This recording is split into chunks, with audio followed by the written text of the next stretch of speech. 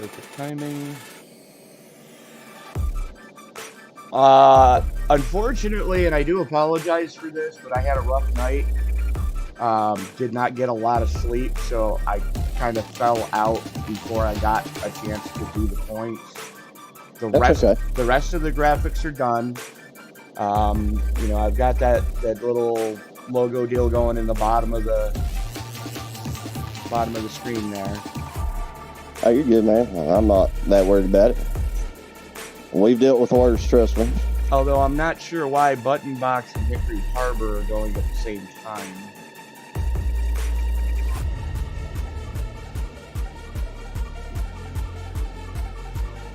But I do have the J. Crawford Builders, the league logo, and all that other happy working together.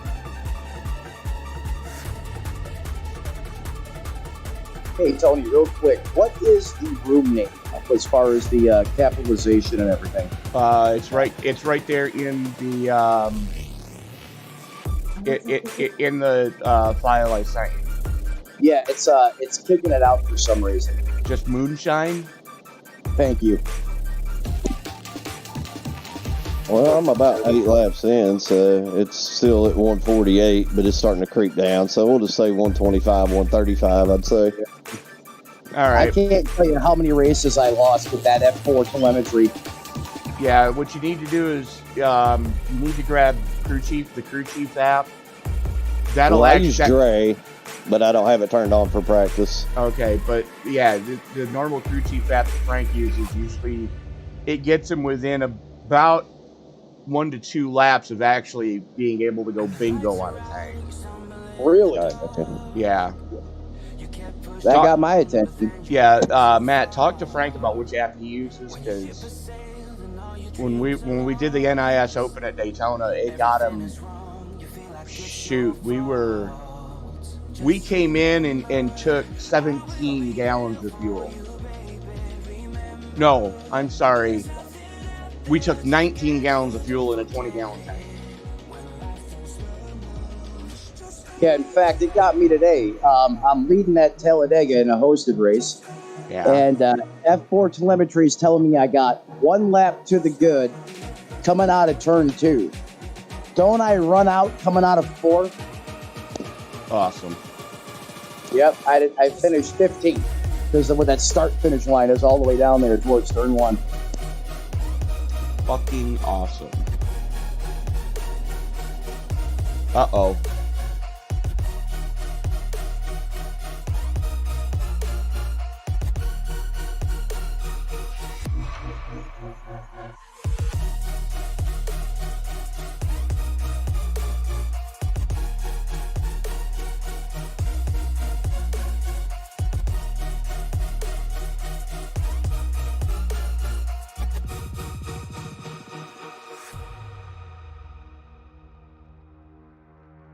You're stronger now than you ever been. You gotta leave now, it's time to catch the wind. You will climb up high and look through the clouds. And when you're feeling low, I know you'll bounce back. Oh, and just remember, I will be there for you, baby. Remember, there's nothing out there to get you, don't forget it. When life throws lemons, just go. Just go. Just go.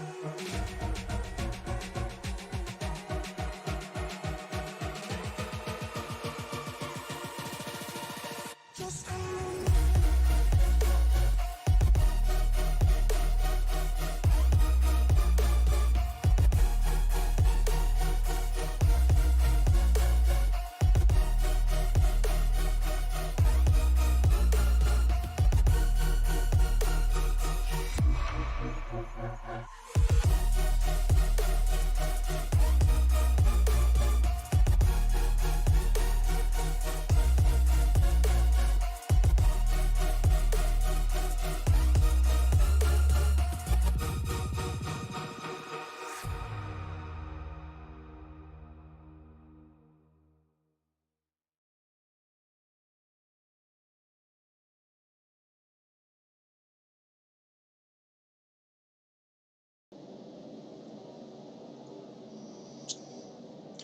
Welcome to picturesque Martinsville, Virginia, and round number 9 of the Moonshiners Racing League Cup Series. I'm Tony Trapasso. He's Matt Metler. Thank you so much for making us a part of your Wednesday evening. And joining us right now, we're going to get right into it. Joining us, the chief cook and bottle washer of the Moonshiners, Barry Sanders. Barry, thank you so much and welcome to Sim Racing Media, my friend. Thank you, man. We're happy to have you all broadcasting our stuff. Been looking into, getting a professional broadcast for a long time, and that's what I consider you also. We're definitely happy to be here. He considers us professionals, Matt. That's scary. But, Barry, You can take a compliment. give us a little backstory on the league. How long have you guys been around? I started the league basically when I first joined iRacing, having a little trouble in officials, getting used to everything. So we wanted kind of a safe haven, if you will, about 10 or 15 of us, just to kind of, race 1 or 2 times a week and kind of get used to the different cars. And then it kind of developed into what it is today. So we're open setup league. We wanted to do that. And last season was our first full season, so full 36 races, and it turned out to be really good success. So we decided to go ahead and do it again. So we're in our second season of racing a full actual NASCAR schedule of 36 races with the chase and everything. So here we are. So we're thrilled. It's been successful so far, and we've had 30 plus drivers almost every race come out. So we're really happy that we can do this every week, and that our wives let us enjoy this kind of fun. Thank you, dear. Yeah, right. But the honey-do list gets a little bigger, though. Barry, I can't tell you how proud we are here at Sim Racing Media to be the new home for the Moonshiners Racing League. Happy to turn this into a long-term partnership, and from what I've seen so far, you guys are going to put on an amazing show here at Martinsville tonight. Looking forward to the rest of the season with you, sir. Absolutely. We look forward to having you all aboard as well. Hopefully we can put on a good show and give everybody out there watching an entertaining race. And as the winner of the fall race here last season, hopefully you can go back-to-back tonight. Best of luck to you tonight, sir. Yes, thank you very much. As y'all have fun. I'm taking a look right now, and your league is growing from just a handful of you guys. I got 32 haulers in the infield for y'all tonight, so this is going to be a fun one for sure. Best of luck to you. Absolutely. Thank you. Matt, how excited are you to be here again at Martinsville after last time we were here was Sunday night together? This is my third race here at the Paperclip this week. You know what, Tony? Given the circumstances, round 9 for these guys, but round 1, the ever so important inaugural one, with SRM on board, like you said, kicking off a brand new long-term partnership. If you guys are new here to the chat tonight, or you're used to watching these guys on a different channel, make sure you smash the like button, ring the bell right here on SRM, the new home of the Moonshine Series right here. And Tony, like you said, we've been coming, it seems like, to Martinsville every couple times a week now, but we're back here at the Paperclip. Who's going to be able to keep our grip, or keep their grip, I should say. And as you mentioned, last season's winner, Barry, he's looking pretty good right now here in the initial going of practice. I believe he was 5th or 6th on the board. Is now we've already rolled into qualifying, and the provisional poll right now is going to be the 8 of Patrick McLeonard. Beautiful car. Chevy going to the top of the pile real quick here. Ice running blue oval. And it's kind of weird for us, Matt, is we're used to seeing a lot of Toyotas at the front of the field. Now we've got a Chevy heavy field here tonight. Yeah, I mean, look at that, Tony. The top 8 right now, all Chevrolet, from the top of the pylon down to the 8th place position, with Daryl Colts there in 8th right now. But usually it's just the flip. You have the Toyota Iron Curtain. Now you have the Chevrolet Curtain. Is now they own the top 10 spots. Absolutely. As time's coming in hot and heavy now, we're following Warren Young out of Jonesville, North Carolina. solid run so far. Went purple in the first sector. Let's see what the second sector is going to do for Young. Already third quick. Second lap. Looking pretty solid right now. Oh, a little bit of tail wagging the dog coming out of 4. That's going to cost him. Does not improve. No, but a lot of times we've seen it, Tony. You're purple through sectors 1 and 2. I mean, typically that usually follows suit, but not the case right now. I'm interested to see what Kenny Kupla has. He was, I believe, the fastest in practice. Let's see if he's able to back that up in one of the rare Toyotas in the starting grid tonight. Unfortunately, he's negated both laps. Oh, that's a big swing. Yeah, that's no bueno. We're followed along with Chris Spear right now. As Spear goes up to 7th quick on his first one. Solid first sector on his second lap.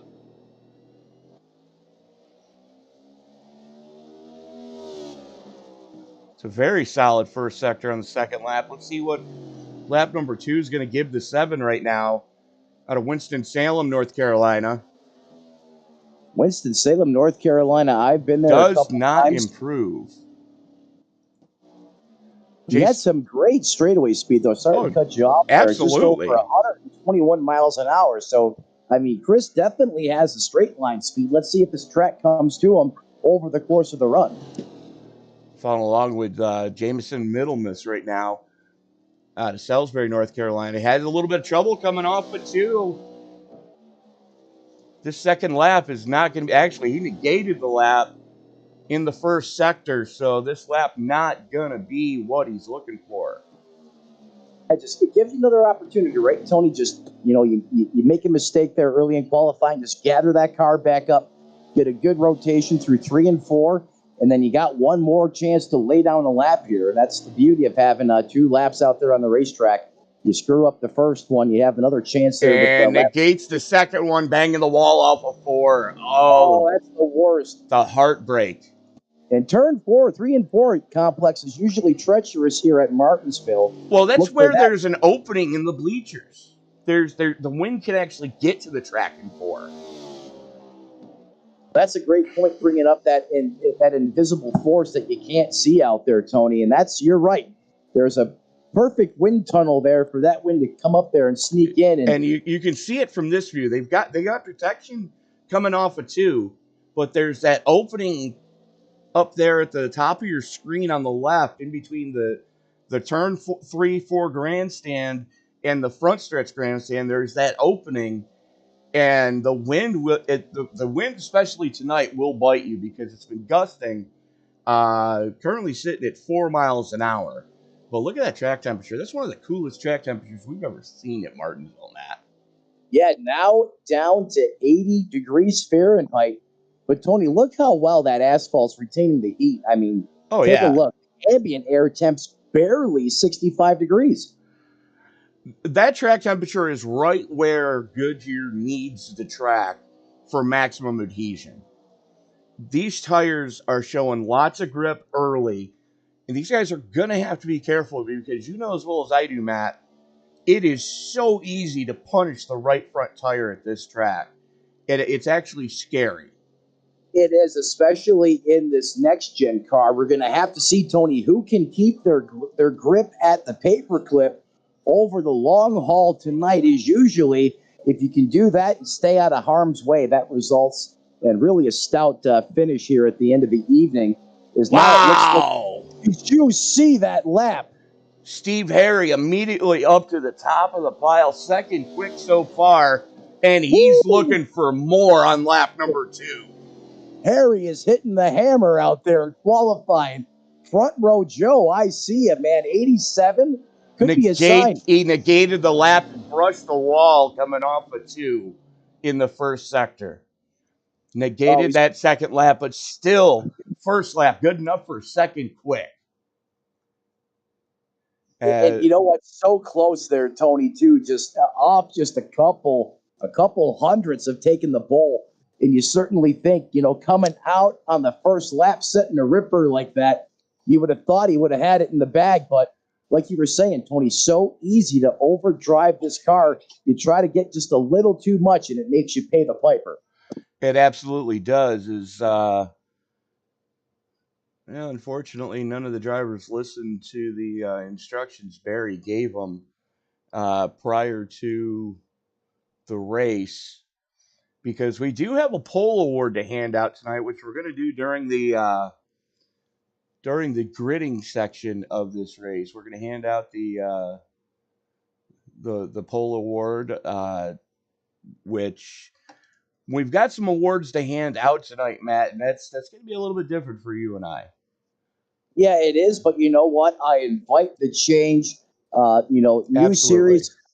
series coming on board. Why not? Why not start it tonight here in prime time? Now, you heard what Barry said. If he wins the race, we got some gifts coming our way. So, I'm going to be pulling for him. But certainly, is now we're almost down to that 2-minute threshold right now remaining in qualifying. 10 minutes was the time to start with on the clock. Randy Mullins, as of right now, at a 19:32, Tony, and that is flying around this racetrack. Oh, it absolutely is. Unfortunately, Randy did not fill. Oh, there we go. There you see Randy's helmet and car. Did not put his picture in there. Wasn't comfortable doing so, but still, very sharp lap. Don't know where he's from, but we'll find out. As a matter of fact, let's see if we can find Randy in the chat and see if we can talk to him so far. Come on, where are you? I don't see him. I don't see him either, Tony. Perhaps he's not in the Discord at the moment. We do see this, and that's kind of concerning.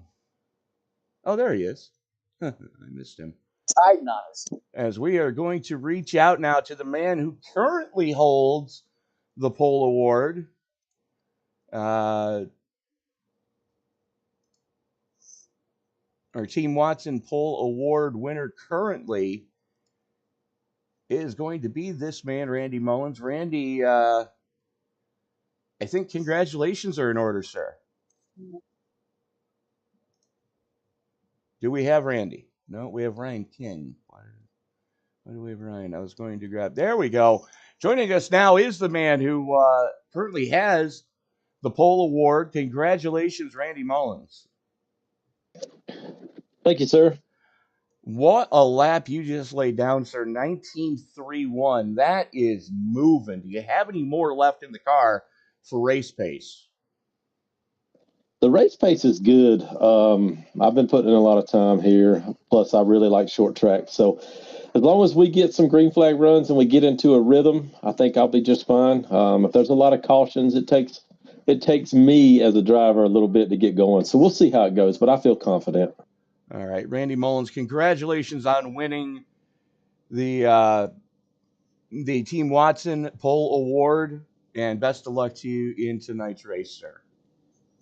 All right, thank you, sir.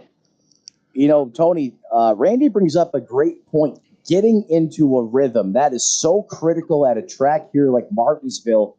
And one of the worst things you can have, and you have those jitters, and drivers are buckling in, they're pulling those belts tight. And once they see the green flag wave, we see that field start in the grid, you don't want to see the old cautions breeding cautions, especially when all these drivers really trying to get in that rhythm here at the start of the race. Absolutely. As we're going to take a quick look at our starting grid tonight, we do have cars already on the grid. There you see your pole award winner, the 54 of Randy Mullins, 19.317. 23 thousandths to the good over Steve Harry, who went second quick. That is row number 1. Row number 2 is going to give us Hunter Carmichael and Warren Young. Row 3, Aaron Matthews and Shane Davis. Row 4 is going to go to Derek Mullins and Pat McClendon. Chris Spears, John Binder in row number 5. Row 6, and Garrett Crawford and Alonzo King. That's a familiar name to us. Matt Mackin, he's been on the another familiar name for us here at the Racing Channel. And rounding out the top half of the field, we got Matt Mackin and Jeff Taylor in row number 7. Matt? Yeah, starting 16th tonight, that 65 machine, that's going to be Brandon Zimmerman. 17th, that belongs to the 9 of Caleb Leviner. 18th, that's going to be the 4 of Nick King. Starting 19th, the 88, as you said, the chief bottle washer in charge tonight. That's the 88 of Barry Sanders. Look for him to come to the front as he's trying to repeat here at Martinsville. And rounding out your top 20, that's going to be the 29 of Chris Davis. Starting 21st as we start to roll here, the 14 of, looks like Larry Leviner. 22nd, the 22 of Bobby Justice. 23rd, that belongs to the 83 of Tim Wortman. 24th, the 44 of Caden Norfie. 25th, rolling off tonight, the 16 of Jamison Middlemiss. 26, Ryan King. And 27th tonight, the 2 of Darren Mills. Starting 28th, the 45 of David. Tony, help me with that one. Baltazar? Sure, Baltazar. All right, we'll go with that for now. Or Baltazari. Baltazari, thank you, Tony. There we go. That sounds better. 29th, the 77, who was fastest in practice. That's Kenny Kupla. 30th, that's going to be Justin Belmont. 32nd, that's going to be Ed Broyles Jr. Residing 33rd, the 27 of Derek Jacobs. 34th, that's going to be Ryan Huff in that 93 machine. And that's going to round out 34 drivers heading to take the green flag here at Martinsville tonight, Tony. Well, here we go. It's time to wipe the visor and adjust the 5-point harness. Grandma, grab a hot dog because it's time to get it on in Martinsville. Race fans, it's showtime! Oh, it's showtime it is as we kick off the inaugural race with Moonshiners and SRM calling the shots. Wasted no time getting things underway, Tony. Check out this deep side-by-side racing all the way through the back of the pack right now as things are tight. Steve Harry wrestles the lead away from the outside lane. That second lane already starting to pay some dividends, as your closest battle on track is right here between Pat McClendon and Shane Davis. They've also got Derek Mullins right there, or Darren Mullins right there with them.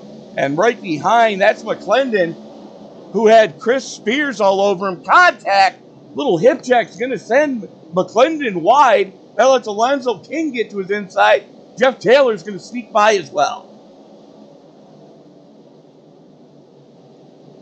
Garrett Crawford in a heavy battle right now. Brendan Zimmerman wrestling a spot away from him as they now both go on the attack. And we've got problems. Looks like Bobby Justice. Yeah, Bobby Justice in that 22 machine, I believe.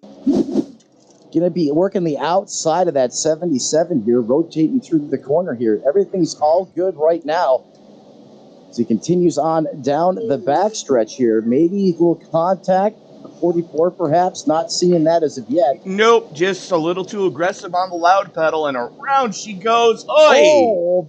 Big time contact. It's a 1-2 whack-a-mole. Is that's that blind corner. These drivers can't see, 30 feet in front of them, and when they come around jumping back onto that loud pedal, you got a car stop pointing the wrong way. Some heavy contact's going to ensue here early. Well, let's take a look at what Huff saw, because it's going to pop off in front of him, and I believe Huff was involved. I know somebody got into him. There he is, already sideways, bang, nowhere to go. And that's the worst feeling in the world as a driver, when you see a car get kicked down in front of you, and you have absolutely, you think you're good. I'm like, I'm good. Bang, nope, I'm not good. No, you're not good. And just like that, hearing over the team radio chatter, Tony, I believe Huff said that he is out of the race. He's not going to be able to continue. So unfortunate early on in this one.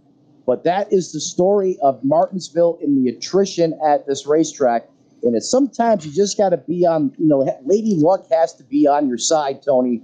And that certainly wasn't the case in this instance. Well, that 1-2 whack-a-mole that Bobby Justice got immediately put him on the hauler as it ripped the engine out of the 22 on the second hit. So I guarantee you that, unfortunately, Huff and Davis both are going to have some big damage to repair on those two cars, as unfortunately we do have our first retirement. Technically, second retirement is Ed Boyles Jr. elected to not take the green. I believe Ed is now up in race control tonight. Yeah, Ed's going to be up in race control here. Tony's, we're back under our first caution flag of the evening here. And lights are out on the iRacing pace car already.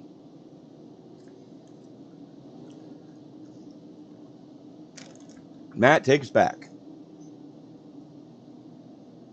Did we lose Matt?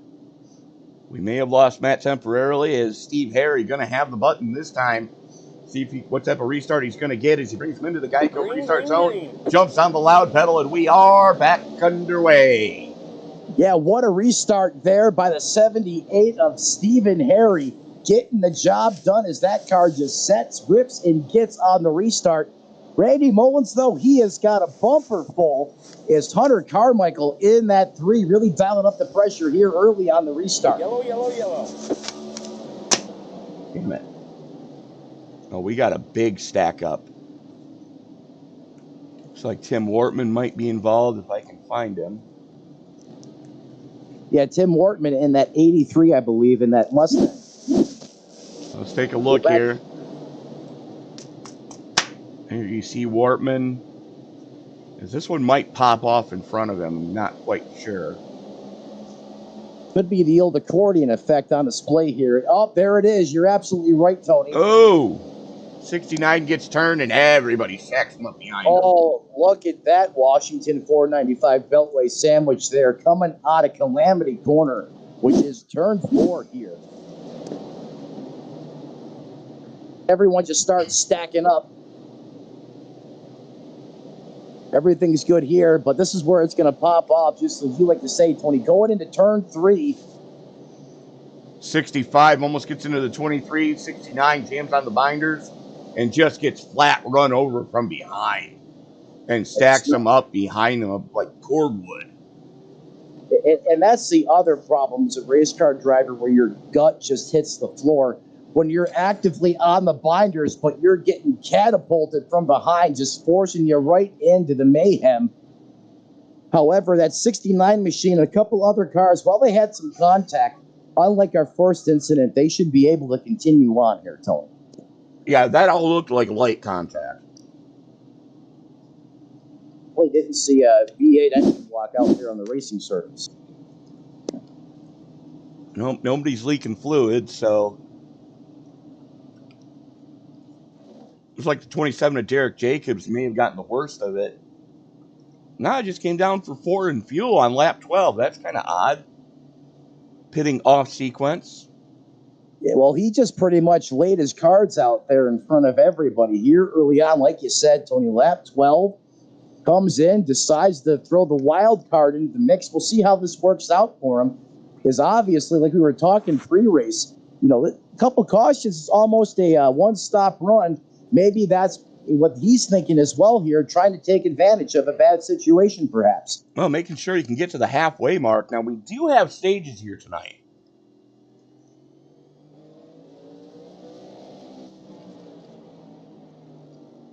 Yes, he's going to come back around the racetrack in that 27 machine. He's got to catch back up with the field here.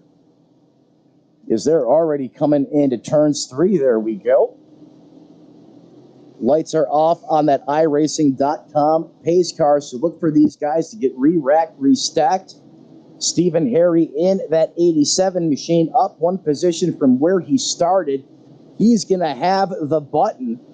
And that 54 of Randy Mullins on the outside, going to share that potential front row, share the front row with him. Hunter Carmichael, Warren Young, and Aaron Matthews. That's going to round out the top 5 here. Yeah, absolutely. As we are going to have a stage break.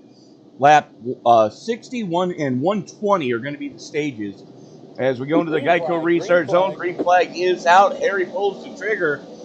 And Carmichael immediately follows him through. That's going to shuffle our pole sitter Randy Mullins back another spot. What a power move there by Carmichael. Come on. That was impressive. As he now suddenly pilots his way up to that P2 position, and caution back out on the racetrack. As the 80 got spun around there, almost was on the entrance to pit road. Let's see what happened here, Tony. Alonzo King used as a pinball already.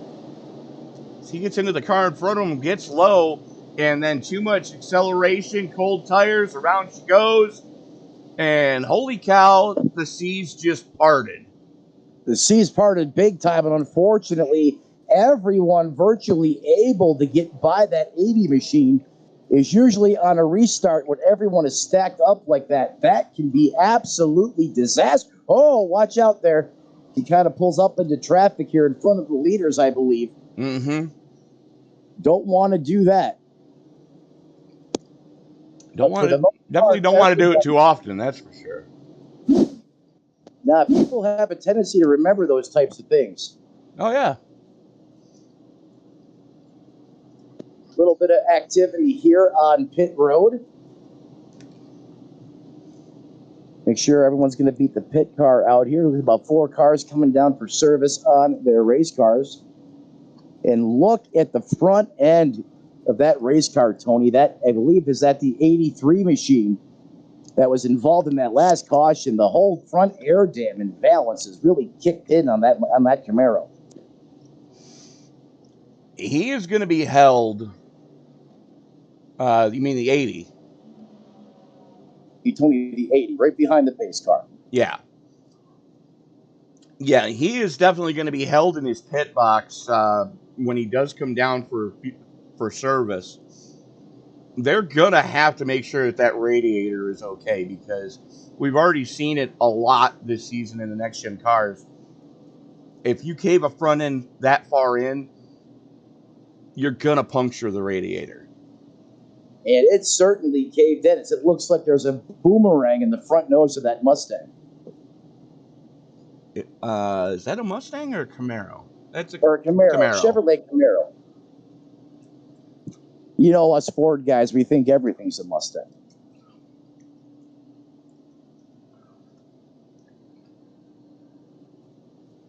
We're gonna go ahead. You know what happens when you spell Ford backwards, right?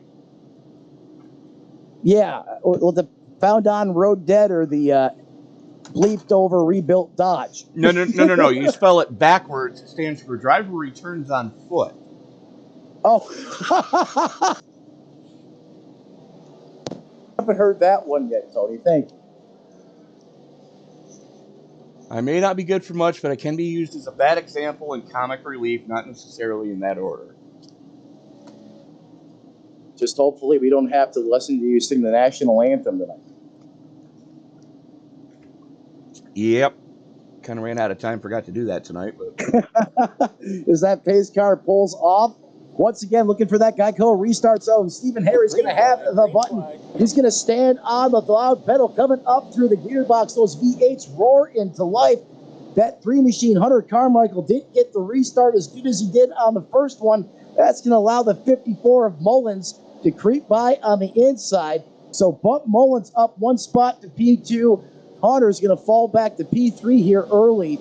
And Tony, look at Darren Mullins and Shane P. Davis. They are in a dogfight right now, just on back of the leaders here as we're 2 by 2 by 2. They are at that, and right in front of them. I mean, yeah, Matthews going after the 64, Darren Mullins. Mullins finally able to run to the spot there. We've got problems again. And Tony, what we were saying at the beginning of this broadcast before we started to roll, getting into that race pace, just hitting your marks here, so critical, and cautions are indeed breeding cautions. As we go back to the replay here, going to dissect what happened.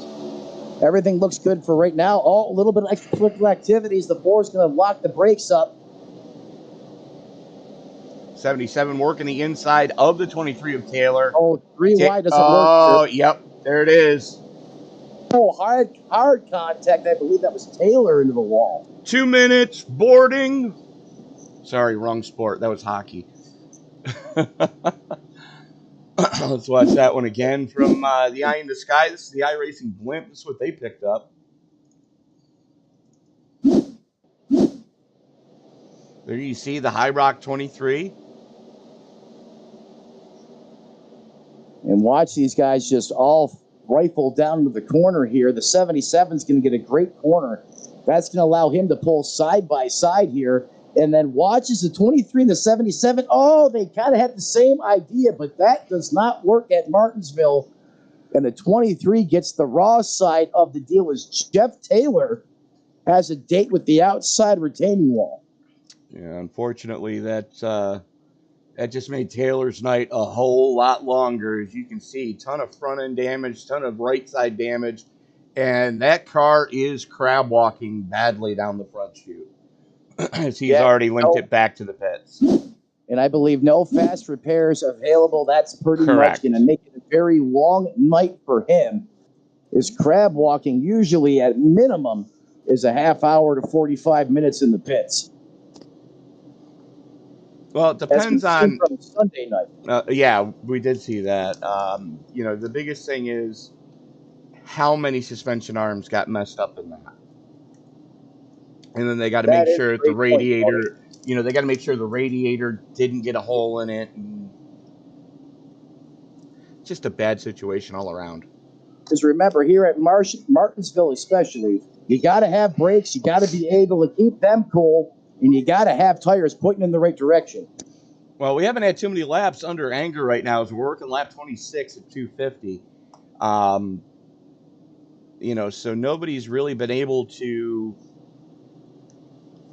figure out their rhythm, I should say. Is I think we've had maybe 3 laps under anger.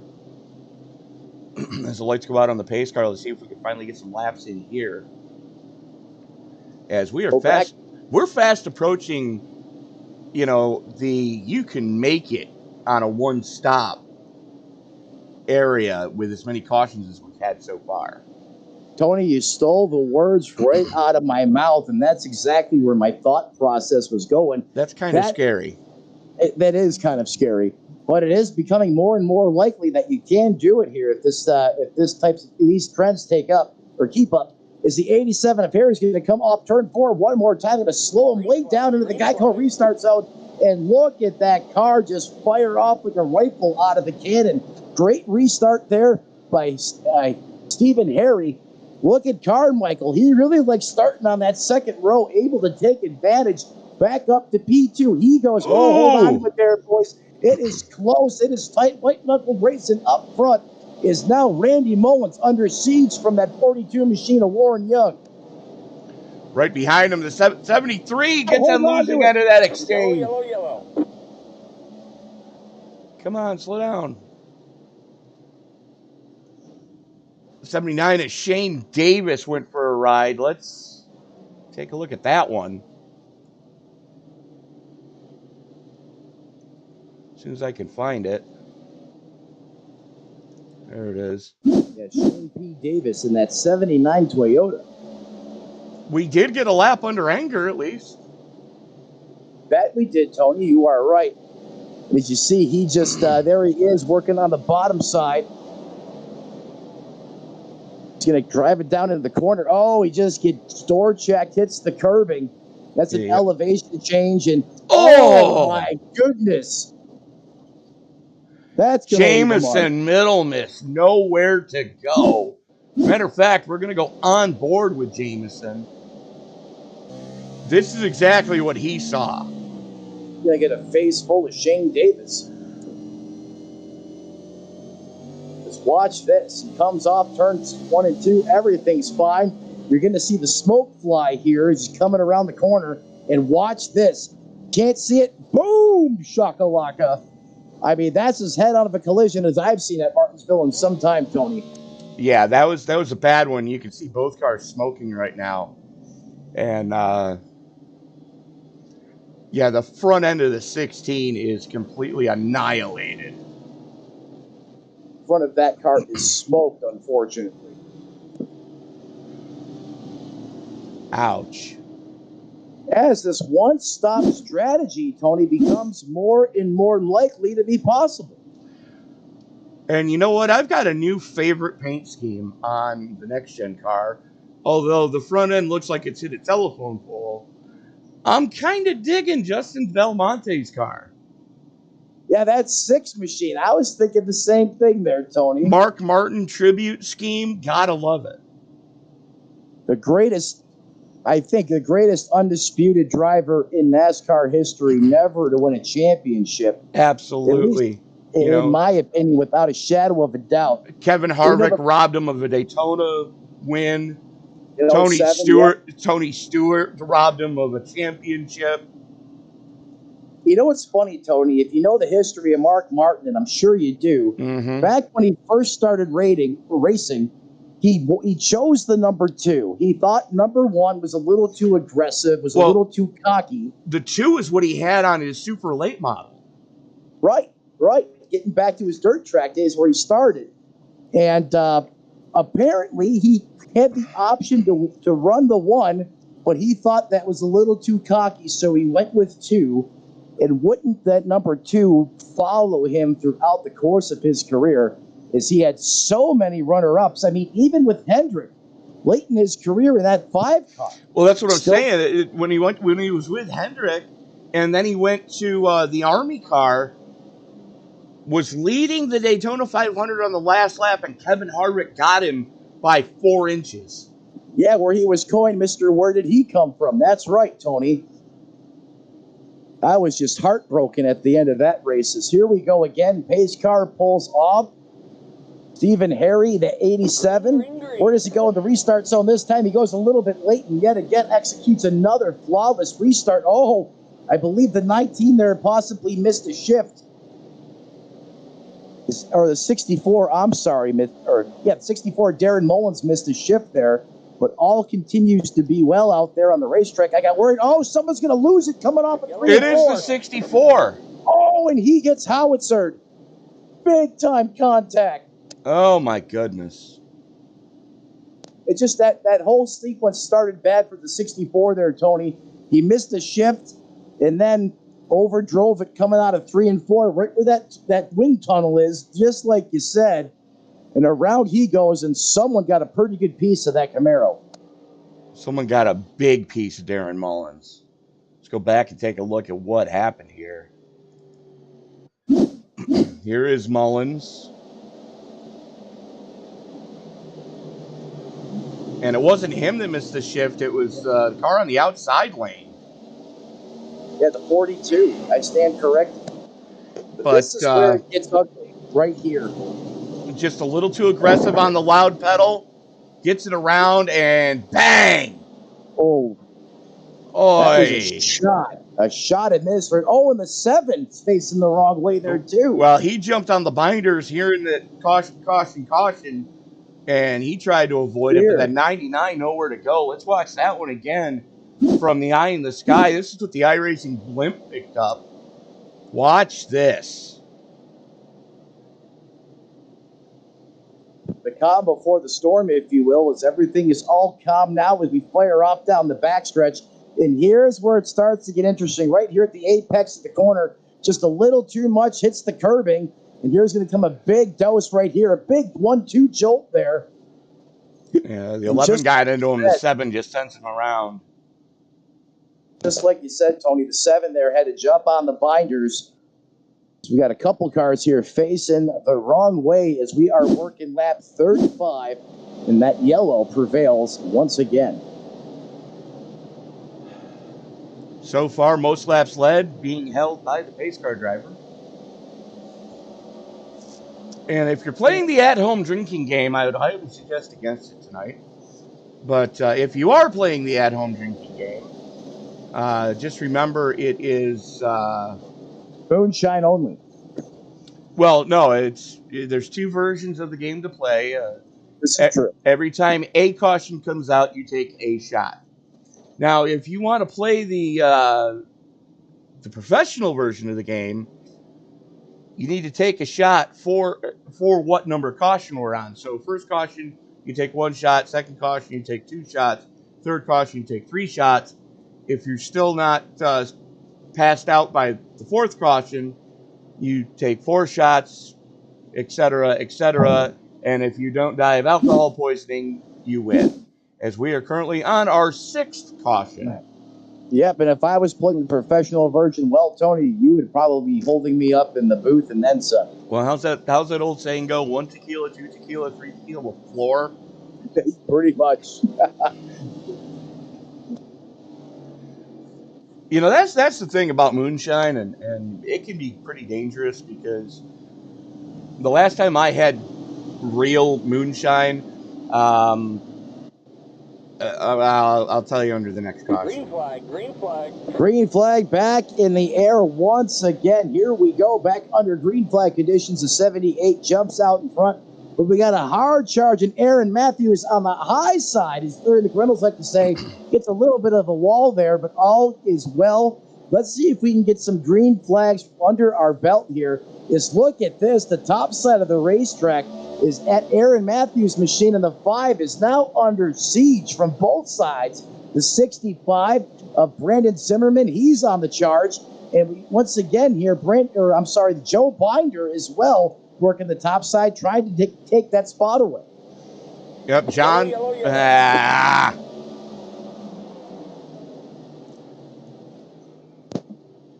Just breathe, Tony. It'll be okay. Problems with the 16. Let's see what went amiss here. It's a middle miss already with some damage on the 16. See, he's going to rotate here. Oh, he just comes off the corner, just a little too heavy on the juice. And then backs up into traffic. Oh, no. Good grief, that could have been bad. That could have been bad.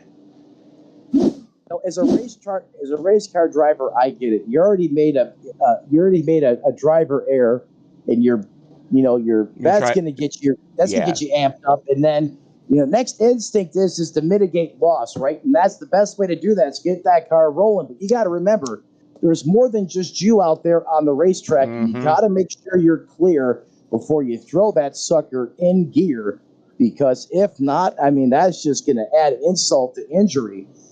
As we're back under caution once again here, couple takers on pit road. So getting back to, my story about the last time I had moonshine, which coincidentally was the last time I got drunk 10 years ago, your brain at a certain point goes into witness protection. And what I mean by that is you have no idea what you're doing, and you have no recollection of what you do until you get the call the next day from your buddy. And like, hello? I did what? You're like, no. No, hold on. I pooped in your tuba. Oh, you said sit in with the band. I'm sorry.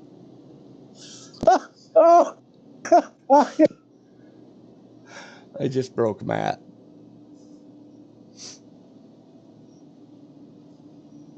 Tuba.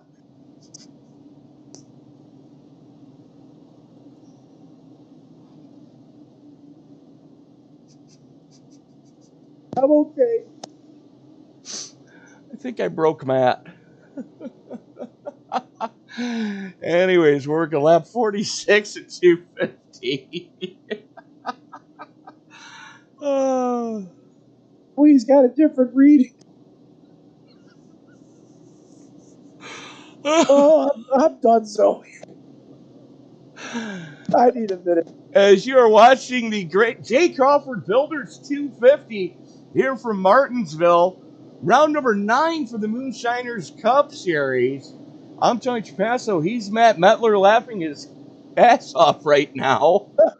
We want to thank everybody for joining us in the live chat right now. Jonathan Leach checking in. If you haven't done so already, let us know who you're pulling for tonight. We'll try to highlight your favorite driver when we get a chance.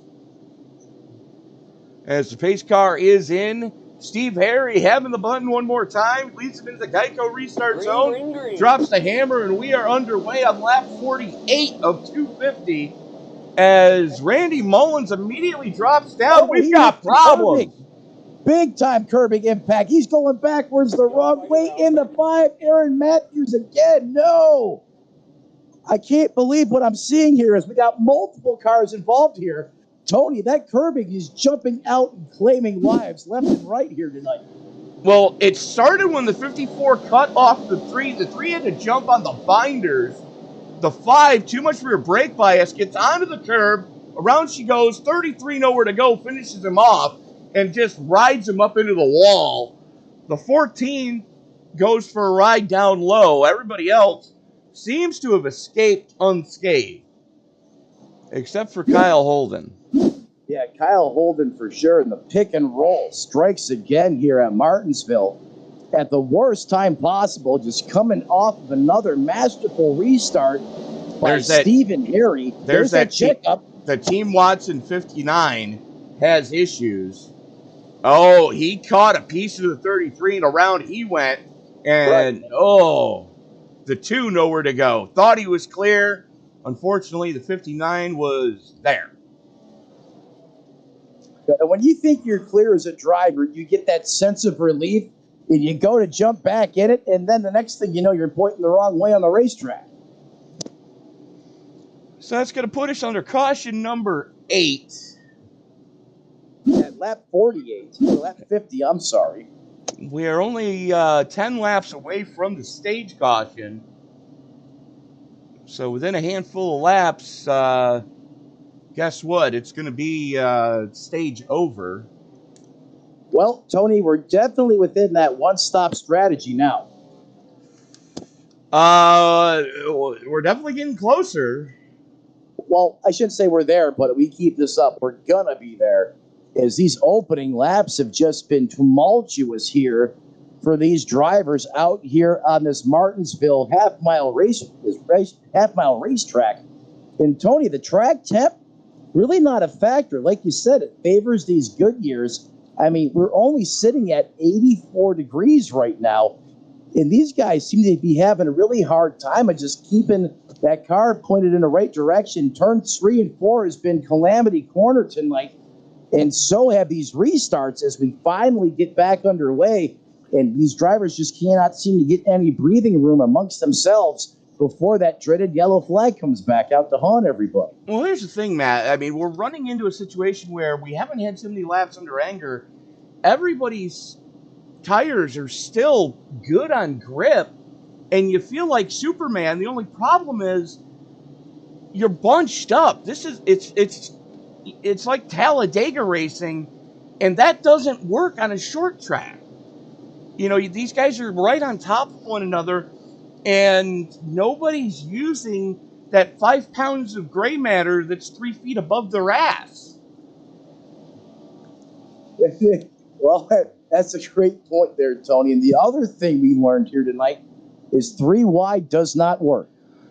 Well, that's a given. Oh, we just figured we just talk about what we've seen so far here as pace car pulls off one more time. Stephen Harry, he's at the button. What a restart again by that mean machine. That's the restart man right there. Stephen Harry in that 87 machine. And Randy Mullins immediately took a right hit or a left turn as soon as he got to the start-finish line and cut off Hunter Carmichael. Carmichael looks to the inside, coming off 3 and 4. Drag race down the front straightaway for second. Yeah, you want to talk about give and take? That's not happening right now as Carmichael wants the spot, and he's going to get it. Randy Mullins going back the wrong way, or is he? As he's charging hard on that outside, really trying to get that second groove opened up. But remember, 2 and 2, you get those left side tires. Oh! And he gets a shot there from the 42. What a chrome horn delivered, be it early on in this one, as the 42 Warren Young is going to go on by, and Randy Mullins is going the wrong way quickly, Tony. Mullins dropped 2 spots there as Carmichael and Young were able to get by him. Young gave him the chrome horn. Now he falls back into the clutches of Brendan Zimmerman. Zimmerman going to back off of it a little bit. But here comes Barry Sagers Jr., who was our our fall winner here, already up 12 in 7th watch place. out, Barry. Oy. Yellow flag is out. Oh, there they go again, Tony. That is a full gridlock coming out of turn number 2 and 3 once again here.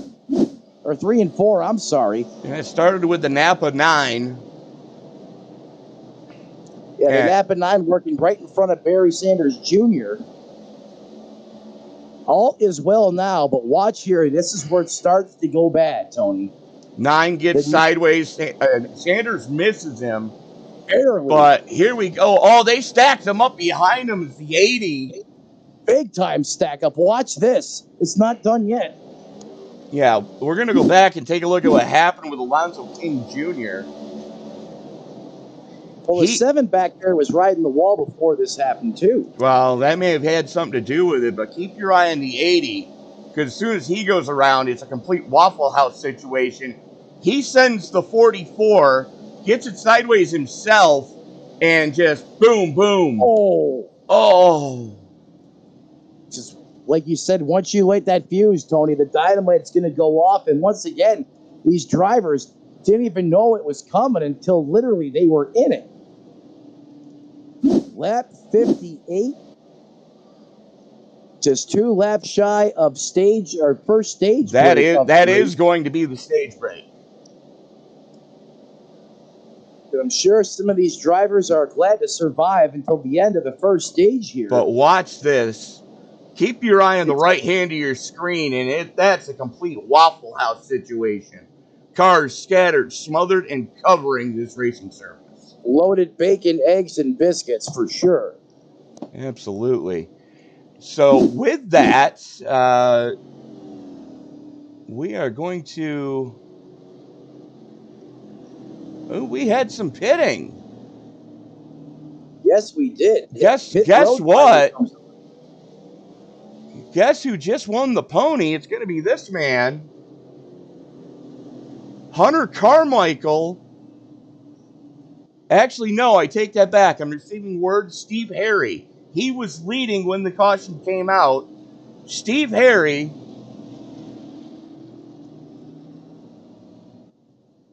is your stage winner.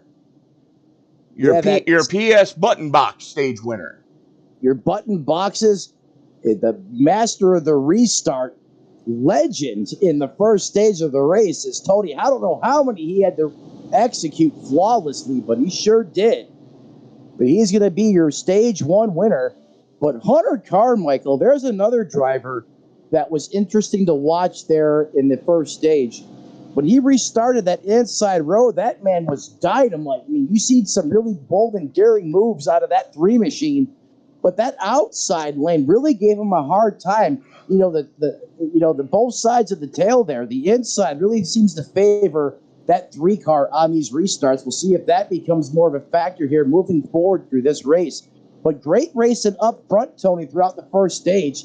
But just calamity is that black voodoo cloud seems to loom over this racetrack as we were just plagued by yellows in that first, 60 laps of action out here on the racetrack. Well, here's the thing. Steve Harry, when we had the initial started in 2nd place. Look where he's starting now. And Hunter Carmichael electing to take the outside lane. Oh, I did not see that coming. Well, you can't pass to the outside until you get to the start-finish line. Finish line, right. I would have thought for certain Carmichael would have chose the bottom, but we're back here. He waited. He waited, and he chunked the start. Steve Harry wrestles it away. And I would say Warren Young and Mullins were nice about that, as that could have gotten ugly, as they virtually let the 3 of Hunter Carmichael back in line. Oh, big wiggle coming out of 3 and 4. Multiple cars. We're back in it again. Cars spinning out of control. I believe that's the 83 once again. For back under caution flag here once again, Tony. It's the 80. The 80, thank you. The 80 of Alonzo King Jr. And if you remember, Tony, he was involved in a big one earlier on in this race as well. He was involved in a couple of them.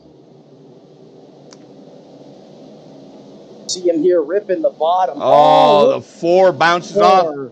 Oh. Yeah, certainly not his fault there, as the 4 came at him like a javelin. Let's take a look at what happened with King. Here we are. Green flag is out. Oh.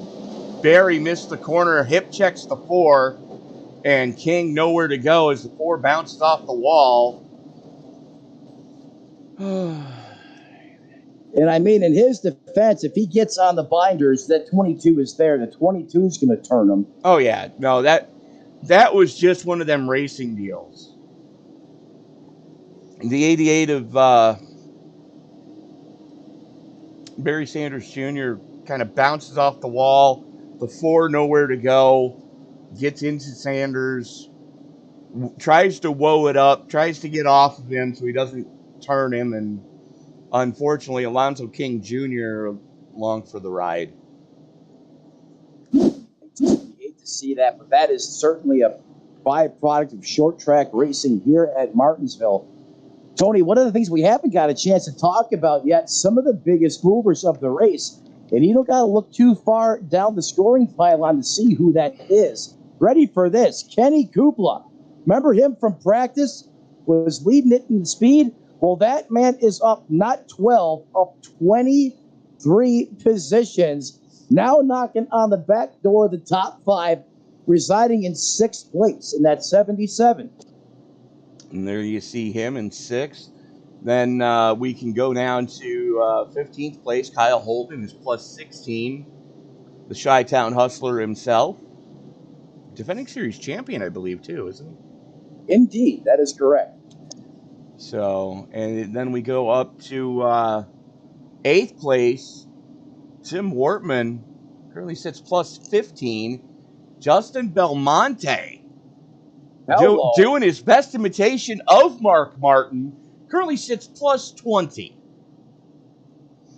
There's just something that, as a Ford driver and you got that paint scheme on the car, Tony, if I was, that would just make me rise to the occasion, Oh, absolutely. Very Mark Martin-esque, up 20 spots. And that would be right around the 2000-2001 era with Roush. In 2000, 2001. Actually, no, I take that back. Late 90s. Before the Viagra scheme. Yeah, that was right around where he almost won the championship, I believe, in 98, wasn't it, Tony? You are correct, sir. Good-looking paint scheme, good driver, piloting that 6 machine out there on the racetrack as that pace car is going to pull off one more time. Does Stephen Harry got another masterful restart in him? We're about to find out. Where does he go in the zone? He fires off late this time, catches him on the snooze button. Hunter Carmichael not really caught by surprise, though, this time, as he is right on the back of that 78, the 42. Warren Young, Randy Mullins, Kenny Kupla. He's up another spot, up 24 positions. That's the top 5 as they run right now. Zimmerman and Kupla door to door, coming off a 4 drag race down the front straightaway. That's Zimmerman on the low side and Kupla on the top shelf where Mama hides the cookies. Not making it happen. He's going to slot back into the crossover. Deeks on the 65 as it is hockey playoff time. So if you'll pardon me, it's... Oh! No! Catch it, save it. Do we stay under green? He's still in the wall. And he's green still flag. Moving. He did green not go flag. Below the threshold. We stay green. Yes, there we go. Maybe that will break the curse here, Tony, as we're still under green flag conditions going back up to the front of the field. Side by side racing there. Right around the 6th, 7th position, that sun drop machine. So I can get a number here. Looks like that 33. That is going to be John Binder in that 13. Some of these guys are just dedicated to making this outside line work, Tony, and John is one of them. He has gone to the high side. He's gone to the low side. He's got a hell of a setup in that car tonight. As we're going to check back in with Justin Belmonte as he's working with the 99 of Daryl Klotz right now. On the high side. Making it stick. Late apex. Oh, and around goes the 6. Yellow. No, Justin Belmont, no. As we were just talking him up, I swear to God, Tony, broadcaster's curse. I swear it's a thing. As you see him here working the top side of the racetrack, he's going to get a great exit off the corner here, really get some great straightaway speed. But as he gets down into turn 3, this is where it starts to go bad, as we've seen so many times, just coming off the corner. It's like someone from the Waffle House dumped the bacon grease at that part of the racetrack, and around he goes in the 6.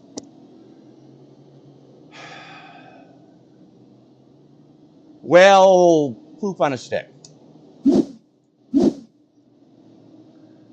And with that, we are going to step away, pay a couple bills. I am going to go get some more ice, and we will be right back. Don't worry, you're not going to miss a thing as we go side by side.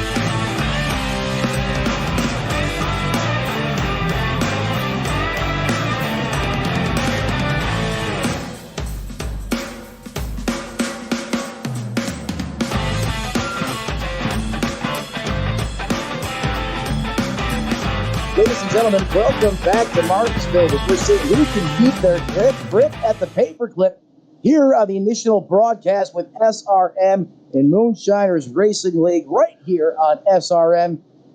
That pace car is going to pull back off, Tony. We're going to try to get this race rolling here one more time as Hunter Carmichael leads the field down to the green.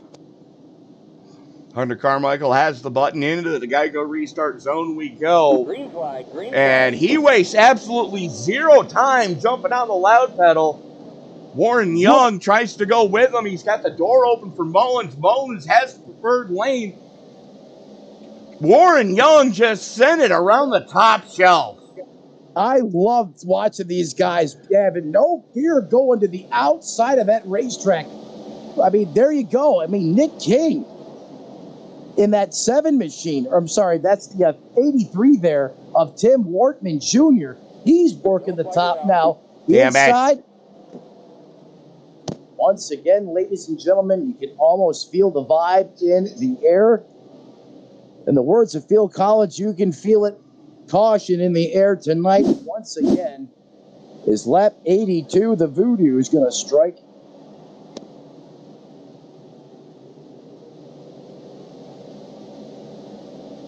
Waiting for it to cook off here. As you watch him here. Oh, the 16 is going to get checked up to avoid contact with the 80. No, he just got flat run over from behind. There was no checkup there. He hit his normal braking zone. Watch this. Get it again, Tony. He's going to hit his normal braking zone. Defending the inside lane, knows that King is there on the outside. And you're right. The 48 just ran him flat over. Looks like the 48 was a victim of circumstances. The 79 of Shane Davis was on a charge. Let's watch that again. Watch that again from the. Let's see what the eye in the sky picked up. You can see the 16 and the 80 are down on the bottom side. He's going to look to the inside, get the door shut. Nope, the 48 48's the one that caused that one. Yeah, the 48 set it in there on the flyer and really had to jump on it. The 78 didn't have time to react. That was Archer brake in its purest form. Well, is Archer brake no brake? Is it part brake? What is the technical definition of Archer brake, Tony? It's where you use the car in front of you to slow yours. Well, Tony, I always know, when in doubt, seek Tony's advice and counsel. And no surprise there, but that's what it was, and that's what it is on the racetrack. As we are now mired back again under yellow flag conditions at this half-mile speedway deep in the heart of Virginia. A beautiful area. If you've never been here, I hear some of the best hot dogs on the circuit, but I know Tony feels otherwise. As far as NASCAR itself goes, yeah, there's some of the better hot dogs.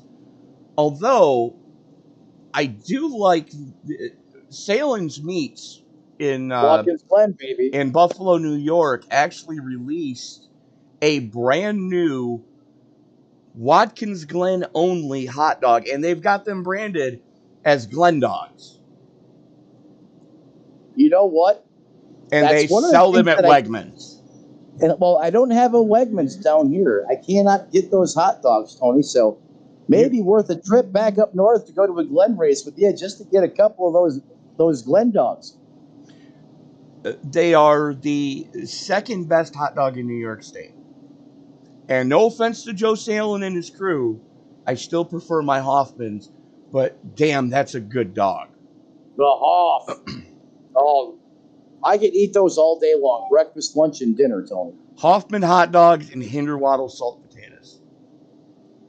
You're making me hungry, sir. I know, right? And looks like we're going single file to try to clean things up a little bit. Green. Hunter Carmichael jumps on the loud pedal, and just like that, we are underway. Carmichael cooks him on the restart. Once again, 42, Warren Young, Kenny Kupla, now up 26 spots, Tony. That man is on a charge towards the front. He is coming in that 77. Here comes John Binder on the outside, leaning on the 69 of Garrett Crawford. And Binder makes it happen on the top shelf where Mama hides the cookies. I love it. On the high side. Sun drop, he drops you back another spot. John Binder, that is impressive. What that car is able to do. I mean, usually when, don't do it. Because he got a little squirrely there on corner exit. I thought it was going to be a repeat of the 6, but Binder gets it done on the top side, the hard way in that 33 machine, up another spot, now getting ready to knock on the door of the top 10. Absolutely, as these are some of our closest battles on track, just outside the top 10 here. Everybody else pretty single filed out.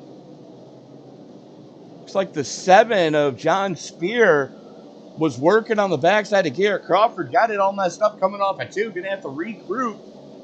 And now makes another shot at him as the 69 goes wide coming off of 4. 7 right on him. But look at Binder giving Klotz all he can handle right now. That's Daryl Klotz in the 99. John Binder in the 33. Yeah, that 33 is dialing up some Frank's Extra Hot all over the back of Daryl Klotz.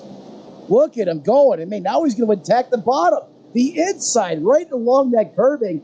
That's the preferred line. Now Klotz is going to go to the top side of the racetrack. What Binder did just a couple laps ago. It's going to be a door-to-door dogfight here coming off turns 3 and 4. Oh, the 4's in trouble in front of them. Everyone, look out. As we stay under green flag here, get 3 wide in the corners, gentlemen. We know that 80 machine has been the storyline here, and a lot of these cautions have been involved. Let's watch this again. This is what happened with the 4 of King. It's going to happen off of 3 and 4, and I dare say it may have been too much aggression on the loud pedal. And yep, Without a shadow of a doubt, but what a save and recovery there by King, and all the drivers having the situational awareness to get high on the racetrack. Ooh, that could have been bad between the 80 and the 14 there as well, but they keep it sorted. Stay under green. that could have been very bad, but there's the 33 already up into the top 10. Now sets its sights on trying to reel in Barry Sanders hello. Jr. We got one around. That's the 59 of Holden, your defending series champion. What happened to him? Tony, I think he lost it on his own. Now, key word there is think is all is well. Comes off of turns 2, going down the backstretch here, coming into that treacherous turn 3 and 4 complex. And I Gets believe the curb. He just caught the curbed. curb. Damn. Keeps That his is foot without a on the doubt. brake, though. That is a championship move right there. Kept his foot on the brake to make sure he didn't pull up into traffic. Waited till the parade went by and then got that car turned around. Yeah, great situational awareness there by the past season champion there, who just makes a mental mistake there. You know, probably trying to be so cautious coming into turns 3 and 4 that he doesn't get that slick spot. As you watch him here, everything is just fine and dandy, sweet as candy, until now when he hits the curbing right there, and that is going to upset the balance of that race car, and around he goes. But notice how that veteran keeps the car locked down, doesn't flinch until everyone is passed. Absolutely, and that's a championship move right there, to make sure he doesn't put any more damage on his car or anyone else's car. That's what champions are made of. That is textbook right there, Tony. I could not agree with you more. So the Chi-Town Hustler gonna pit to get some damage repaired on that Camry, as we are back live, and Hunter Carmichael gonna have the button as we are just past the century mark here. Carmichael is going to have the button, but look who is all the way up to second place, cautions and all. That's 77 up 27. Kenny Kupla, I see you. He is your current biggest mover. And if I'm not mistaken, I believe we've got an award to hand out for that. Hold on one second. Let me just double check my facts here. Hopefully it doesn't involve the tuba or the trombone or whatever it was. It was a tuba. You killed me on that one, Tony. KO'd. You're welcome.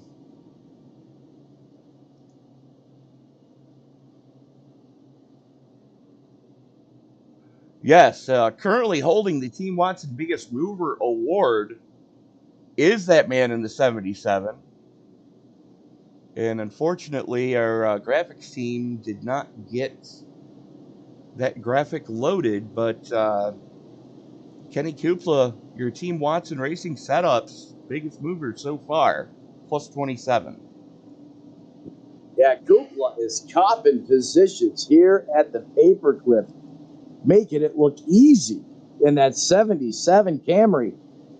And Tony, I know typically... And hold on, because he's got another award coming his way. He's got another award coming his way already, too. The Team Watson Fastest Lap of the Race Award. Oh, you ain't kidding. At a 1938. That is flying. That's like in pole. That's pole speed territory right there. That would have put him second quick on the grid. But remember, contact. Yeah. Negated both of his laps. Uh-oh. That's a big cluster right there. We got another one up here. Barry Sanders in the 33 of John Binder. Binder has caught Sanders. And we're back in the wall again, Tony, out of 3 and 4. Damn it. Who was it? Chris Spear. And there was a shot administered before that cooked off, too. Yeah, there was the shot in 2 from the 69.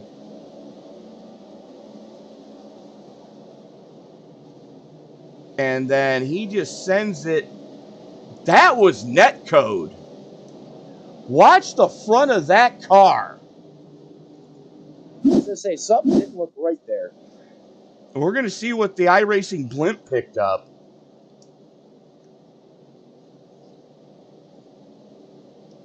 All is well for now. Calm before the storm. They're about to slam into the hail core here. Watch the front of this car just boom. That thing just shot up the track. Yeah, it looked. The iRacing AI made it look like that he made contact, which is what shot the 7 up like that. But that's netcode all day, Tony. I completely agree with you. Watch his hands here. There was the contact coming off of 2. We're on board with Spear now. Watch his hands. Oh, no, he tried to overcorrect it. Okay. No, that was all on him. You saw him cut his hands to the right. That car just hit and up the track it went. Tony, I love how you work till you find the answer. Because my initial read on that looked like it was a net code, but going on board. That was my initial read. Yeah, mine too, but the gloves tell the story. That little orange line on the steering wheel never lies. No, it does not. Let's check in with Barry Sanders there. Up 12 spots. He's having a good run tonight. Up 12 positions inside the top 10. The winner of your fall race here. Say the defending race winner as well in that 88 machine. But Tony, there's that one thing in the field we're also common with seeing up at the front, and that is a Toyota. And that just so happens to be what Kenny Kupla is driving. Kenny Coppola out of South Lyon. Oh, I'm sorry. Thank you, Coppola. Your current Team Watson Racing setup's biggest mover of the race. Running the Monster TWR Toyota Camry here tonight. Currently sits in second. You know just as well as I do. He was the fastest in practice, negated both of his qualifying laps, just a tick too hard. And had to start deep in this one after not getting a qualifying time. Yeah, he was out in the woods when he started this race. And I mean, look where he is. I mean, he's knocking on the back door. If he can ever stay green long enough, he's going to, or he's going to find a way to outfox Hunter Carmichael here on these restarts. He is at that, as we're only about 10 laps away. As a matter of fact, I believe we're going to restart this time by. Yup, there goes the pace car. We are going to be 10 laps till the stage break. Can we get them all under green? Time will tell. Let's find out. Single file, that'll help. Carmichael once again hot on the loud pedal, but here comes Kupla. Here we go, double file, picking right up where he left off with that 80 and that 99 machine. You can see, get skinny. Hold your breath at home, folks. Oh, we got the threes around.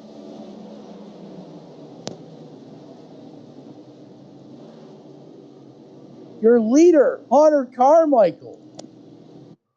What happened there? Did Coppola get him, or did he just lose it there in Calamity Corner? There's a lot of space, so if Coppola got him, No, No. it was all lot. Oh, No. it was a wiggle, and Wiggle. Coppola had nowhere to go.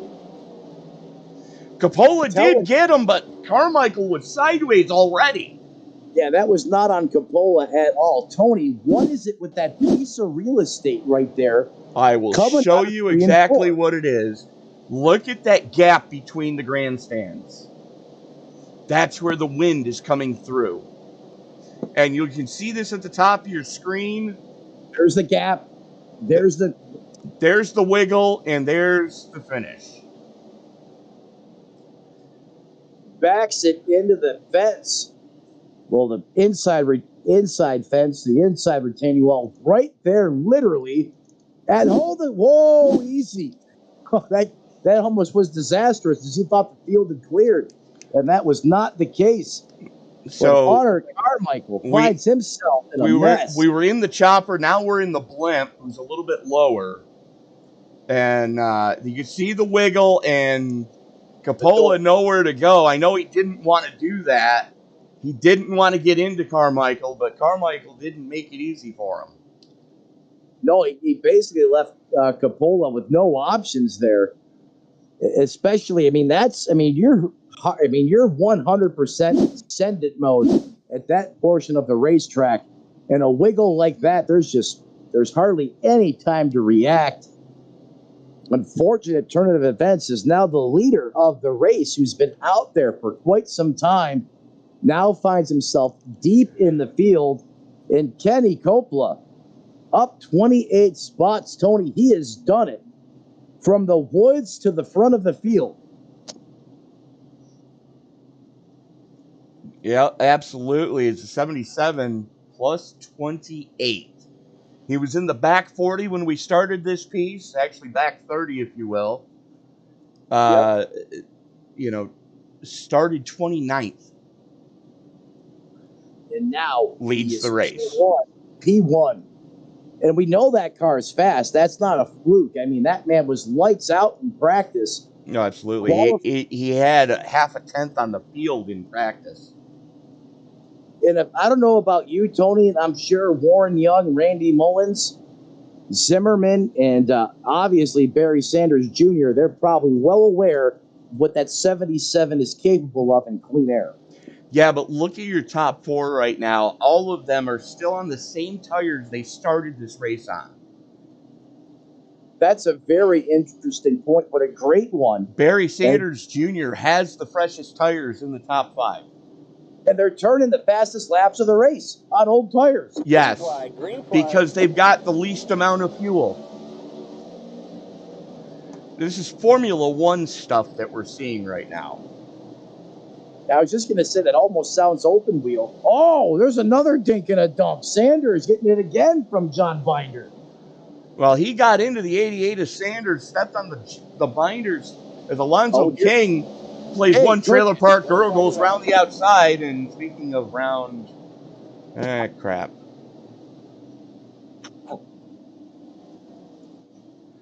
It's our defending series champion again involved in this one. Oh, Tony, you're cooking me tonight, man, but I love it. And that is going to be the stage break. So stage 1 and 2 now in the books. And look who is at the point when it's all said and done after a wild stage 1 and 2 here in our inaugural coverage. As we partner. Yeah, that's... Hold on, let's go back live and show what the stage is going to look like. Coppola, Young, Mullins, Davis, Zimmerman, Sanders, Binder, King, Crawford, and Klotz, your stage point gatherers.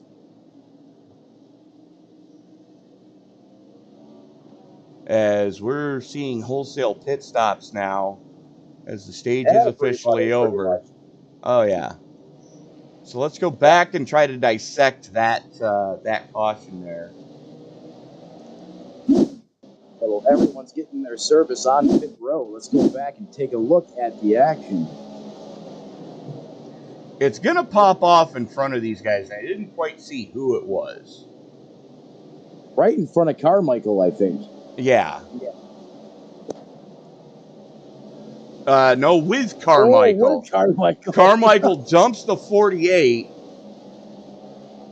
I mean, straight up monster trucks him. That's a fine how do you do. Let's watch that one again.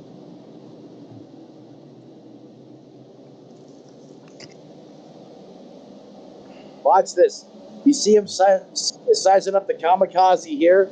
And the 48 just comes down into him. Yeah, had no idea he was there.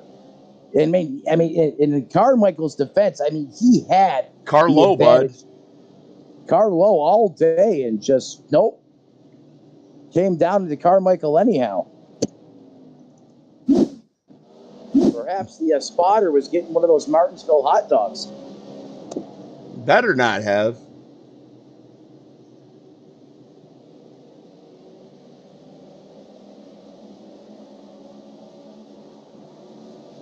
The 23 is going to bomb it in there. Doesn't see it coming, and boom.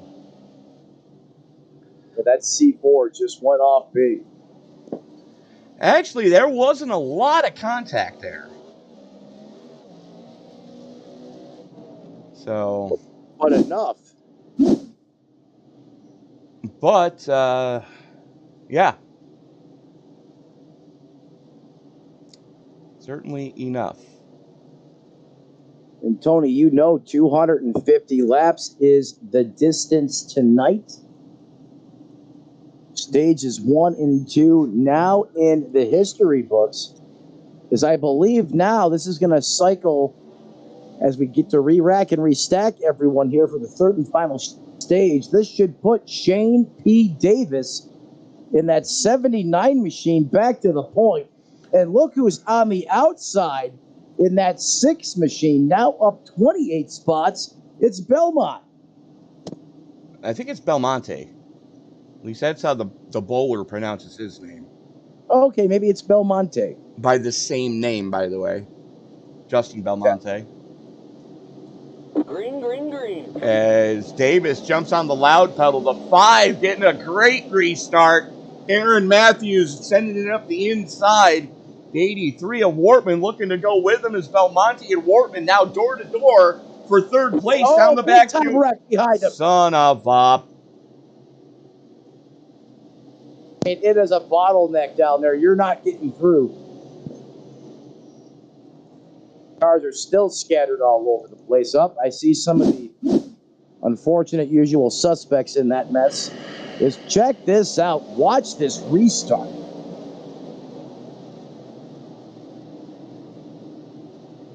Matthews and just, wow, what a drive in the 5.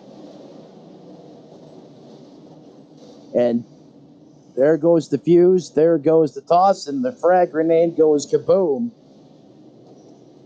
As we got cars scattered all over the place. John Binder in it, and that 33, that guy who's been really rocking the top at times.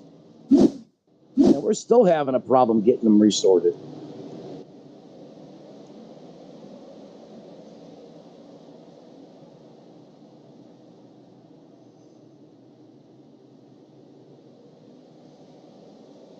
It started there. 42 checks up, 54 runs him over, gets sideways, and yep.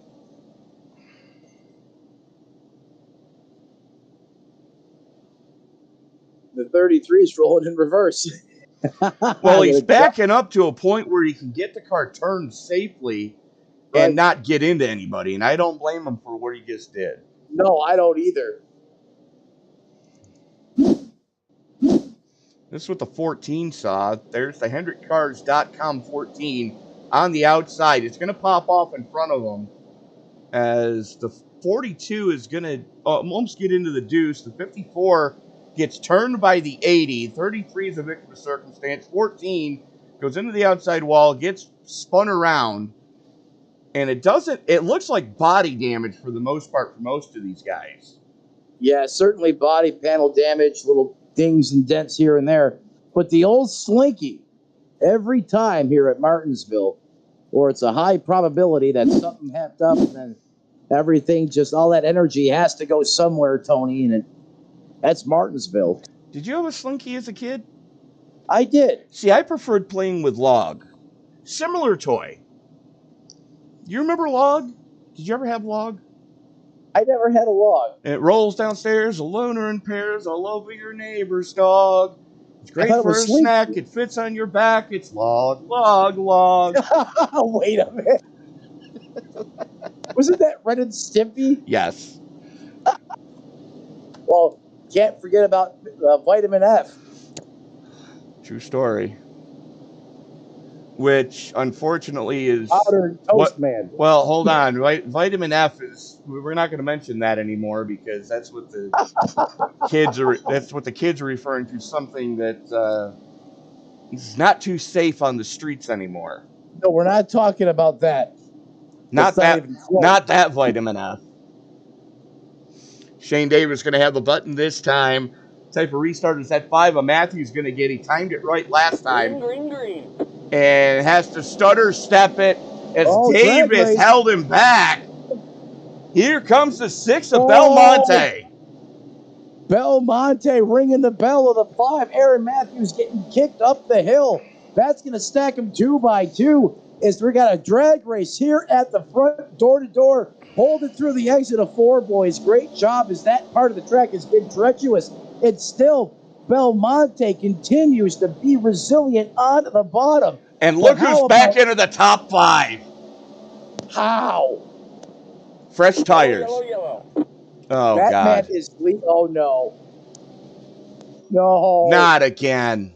No. That's your defending series champion pointing the wrong way. What happened to Kyle Holden? Something tells me he had some help. Oh, the 29 gets it squirrely coming off of 4, gets it collected, and up they're 3 wide in front of him, and he's got nowhere to go. Too much rear brake bias, gets it pointed the wrong way, and 48's also down there. Unfortunately, he's the tip of the ballistics going into there. The first one to just make contact. So once again, 3 wide does not work at Martinsville. Never has, never will. Let's keep your eye on Mackin. Almost gets into the wall. The 7 does bang the wall. And then the 93 goes wide, and then he doesn't realize Mackin's coming like a freight train. Turns down into him, hip checks him, and gives him the old Spanish Archer. For those of you not familiar with that phrase, it's the old elbow.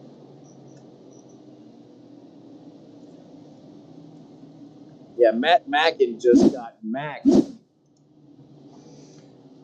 Want to thank everybody for joining us in the live chat. This is the Moonshiners Cup Series.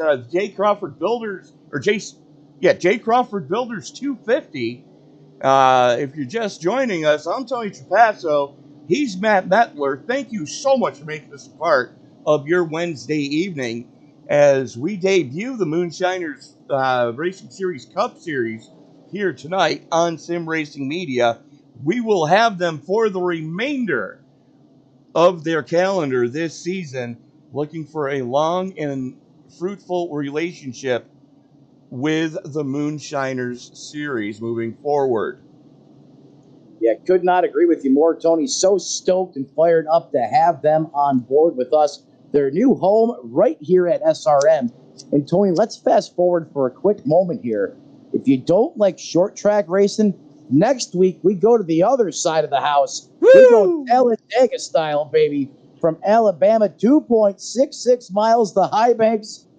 What way to start it off than one of the iconic short tracks, and we go right to the big house next week, Wednesday night.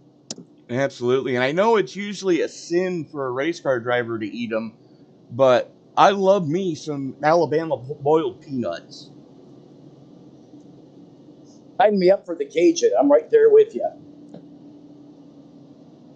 Well, we could probably wrangle up some good barbecue down there. I mean, it is barbecue country. I'll probably put 20 pounds on, but hey, I don't care. Well, you figure we still have Nashville on the schedule. We still have Gateway on the schedule.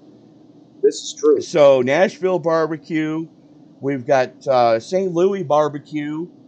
And then we've got the North Carolina tracks for North Carolina barbecue.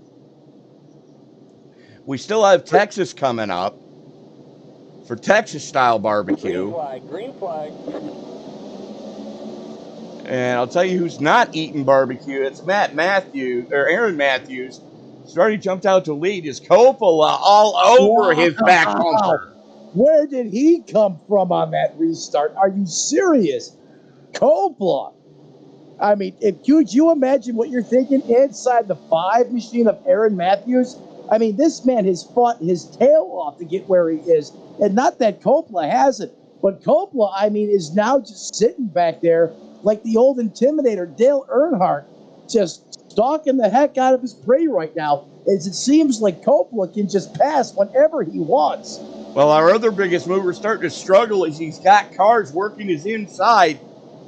Belmonte does not have an outside lane car like some of these other guys. Going to cross over on the 54 Mullins, going into 3 Mullins, slams the door on the Ford. And it's going to let Alonzo King back into the top 10 to get to the back bumper of that Mustang.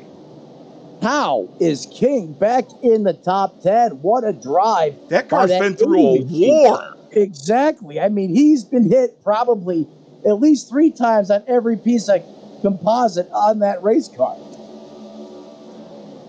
Well, in his defense, crap. In his defense, wasn't always his fault, but can you smell what the car's been cooking? Not again. What happened to the 59? Oh, the former champ. Once again here, as he's outside of that Hendrick.com machine. What happens here? Oh, the 45's going to spin it. Oh! So the 59 gets down into the dirty part of the track. David Vallisari, let's see what happened to that Bell Tire Camaro.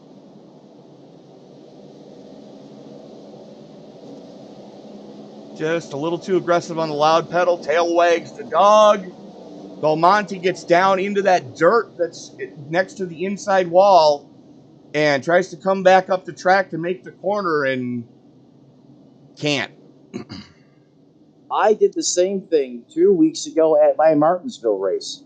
The exact same thing, and I was trying to figure out what in the heck happened. And Tony, it wasn't until you said, hey, Matt, take a look. You see all that dirt? And then the light bulb went off. But as a driver inside that race car, you forget about that. You got to be mindful of that here at Martinsville. Yeah, that's where, especially with that cross breeze coming off of 4, it blows a lot of dust and debris and hot dog wrappers and, cigarette butt ashes and whatever else people are smoking in the grandstands. It blows all that junk down next to the safer barrier, and you can see it up here in the blimp. You see that yellow line next to the wall on the inside, just before pit road, and there's no avoiding it. And unfortunately, that's what happened to the former champ there. He just had to take evasive action, gets caught up in the loose stuff down there as he tries to correct it, make the corner, and around she went. Let's take a look at our top 2 right now. Kenny Coppola, plus 28, leads the race. Then you've got the 83 of Tim Wortman Jr., plus 21. 3 cars in your top 5 are plus 21 or better. Yeah, 28 to Coppola, Wortman Jr., 21, and then back in 5th, Belmonte, 25. I mean, say no more. Who says you can't pass at Martinsville? Exactly. As we are lights out, single file again with the iRacing pace car. Coppola going to have the button. We saw what type of restarts he was getting earlier. Wonder if he's got a similar setup to some of our Sunday night boys. It almost feels like it, doesn't it? As he's already reset quick lap of the race with a 19.33. 30 thousandths to the good over what anyone else has been able to do. Green, green, green. Well, the Pace car's lights out. We know Cappola's lights out on these restarts. And once again, there he goes, driving it down to the corner. There's the 6 of Belmonte working on the outside of King, or the inside of King. I'm sorry. King did his best imitation of an Eminem song with 2 trailer park girls go around the outside. Oh, hang on to her, Belmonte. Belmonte had a big scare, but he gathers it up. Now working to the inside of that 65 of Zimmerman as they're drag racing down the backstretch. Absolutely. It's Coppola looking for more. He's already got quick lap of the race. Does he reset it? No, he doesn't. Gave it all up in turn 4. No, he got it. Holy crap. A 19.24. That would have been good enough for pole. Easy. And that could have easily almost been an 18-second lap did he not have the exit that he had. It still put up a screamer. And look at the gap he already has mounted already, Tony. This is incredible. Over a second to the good as we're back with this battle for 6th between Belmonte and Zimmerman. And it's a 6-car breakaway at the front. A little more than that. You've got 2nd through 5th running kind of stem to stern right now. Then you got about a 2nd gap back to Belmonte and company. And then you've got Belmonte in 6th, Zimmerman, King, Sanders, Carmichael, all right there. Right, and that seems to be the hot spot on the racetrack right now. And the lap times Carmichael's turning aren't too shabby if it weren't for the fact that Coppola and Wortman were both down in the 19.3s. You're not wrong there. I mean, Carmichael, we know, led a bunch of laps early in this one. And then had that horrible miscue there when he was leading the race as he got caught up in someone else's business out there on the racetrack. And that's mired him, that 3, way back in traffic, but he continues to dial up the pressure. Now putting the cooker on Barry Sanders Jr. in the 88 as that 3 continues to charge in on the back of that 88 machine. Well, they are teammates, so you kind of want to be a little bit careful. And I know they've got the same team rules as most teams out there. Try not to kill each other, but if you do, make sure it's a Sports Center highlight. And we've seen that Sunday night. We've seen that a lot this season in other series as well. Yes, we have. But now the 3 backing off the 88 just a little bit here, as we're finally starting to get everyone some breathing room around this half-mile facility.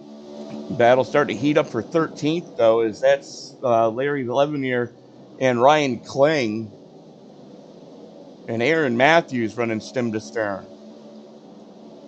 Yeah, Matthews there. You can see him. Aaron in that 5 machine. He's been on fire at times here tonight as he's been back to the front and back again in the 5, looking for more. Now driving it down to the bottom. Oh! That's about as close as you can get, Tony. Oh, no! My goodness. The 3 again. It's the 3 again.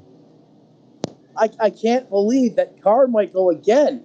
But, Tony, that just goes to show you, we were following that battle, and it wasn't until it was right in front of us that we realized there was a car pointing in the wrong direction. That's how quick things pop off here at the Paperclip. Oh. Okay. Okay. Okay. Oh, that's what happened. That explains everything. Oh. Finish him. What were you saying about teammates? Oh, crap.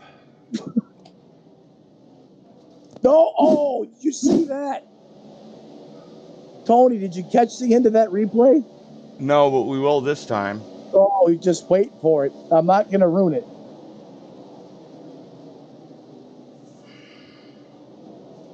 It's already popped off. Here comes the 2, spins it. Just wait for it, Tony. Just when you think everything is over, here we go. Doink. Oh, who was that? It was the 99. That was Klotz. Let's take a Klotz. look at what happened. As he's the one that caught the race car to the face. Correct. Please tell me that wasn't the leader that he backed into. I think that may have been who it was. Boom. Klotz clobbers the 3. 33, nowhere to go. Klotz is So going now to watch this. back These into guys traffic. didn't fly. There's the pace car. And someone, it wasn't Oh! the leader, still. Oh, Matt Mackin just...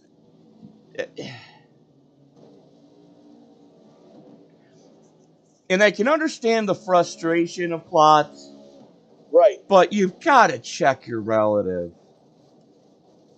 I mean, Mackin just cut with And that. he has Bluetooth suspension. That car will not come off the wall. Oh, no. Oh, yeah, that left front's not attached. Oh, that car is donezo. Yeah, at least the left front is not attached. You know how that happened. That was that massive shot that he took. Looks like everything else might be, but that left front definitely not. And it looks like the right might not. Yeah, the right's not attached either. You can see that wheel is just wobbling and it's way too far back in the wheel well. Neither suspension arm is... The only thing that's holding those two suspension arms on is the steering shaft. That's it. I mean, it's a marvel that he can even somehow pilot that to his pit stop. Well, he was able to do so, but he's looking at least 15 minutes in his box. I mean, Carmichael, this race has just been under siege. Single file again. Coppola has the button into the Geico restart zone. We go. Green, green, green. On lap 63 of 250 here at Martinsville.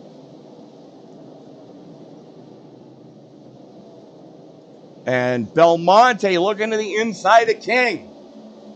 I'll tell you what, that King does not quit in that Chevrolet Camaro. They're Neither leaning does on each Belmonte. other. Lean with it, coming through 3 and 4 drag race. This is what you love about Martinsville. The 6 rocking the bottom, the 80 King on the top. They are still door to door as they drag race for a full lap around this half mile. Side by side, this is your battle for 5th. And here comes the 65 of Zimmerman. He's going to give Belmonte a shot to get him clear of King and look to follow him through. As now Zimmerman leans on King. King gets a little bit better drive off of 2. Here comes Zimmerman back on the inside. Yeah, this is great battle right here. 5th, 6th, and 7th place position. How about Zimmerman giving the zooter to Belmonte in the 6th, helping him clear. But that 80 King holding tough on the outside. He's going to get low now, get back in on the conveyor belt. Right behind him, there is Nick King in that 4, continuing to mount a comeback. Oh, no! Yellow, yellow, yellow. I don't believe it. I do. I can believe it. I can believe it. I can believe it. Someone just said in the race chat, they're going to need a diaper. So that was a Code Brown moment. Get your Tide pens and shout sticks. I'm telling you, that part of that racetrack is just disastrous.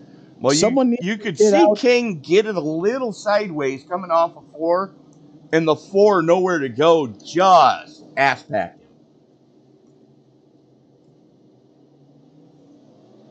Blobbers the wall in reverse. I'm telling you, someone needs to get one of those road closed signs and a couple of cones in that section of the racetrack and just split everyone high and low there. Whatever is going on in the middle, Tony's a big fan of the wind, and rightfully so. But that No, is I'm just not. I disaster. hate the wind. The only time I'm a fan of the wind is when I'm trying to fly a kite, and I haven't flown a kite since I was 10. Kind of how I meant. Not how I meant to say it. It just came out that way.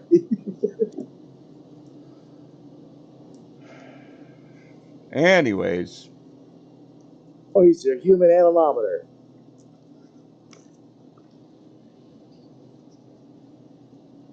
It's the former car chief in me. I'm always checking weather. Seeing if I got to change the pills in the carburetor or not.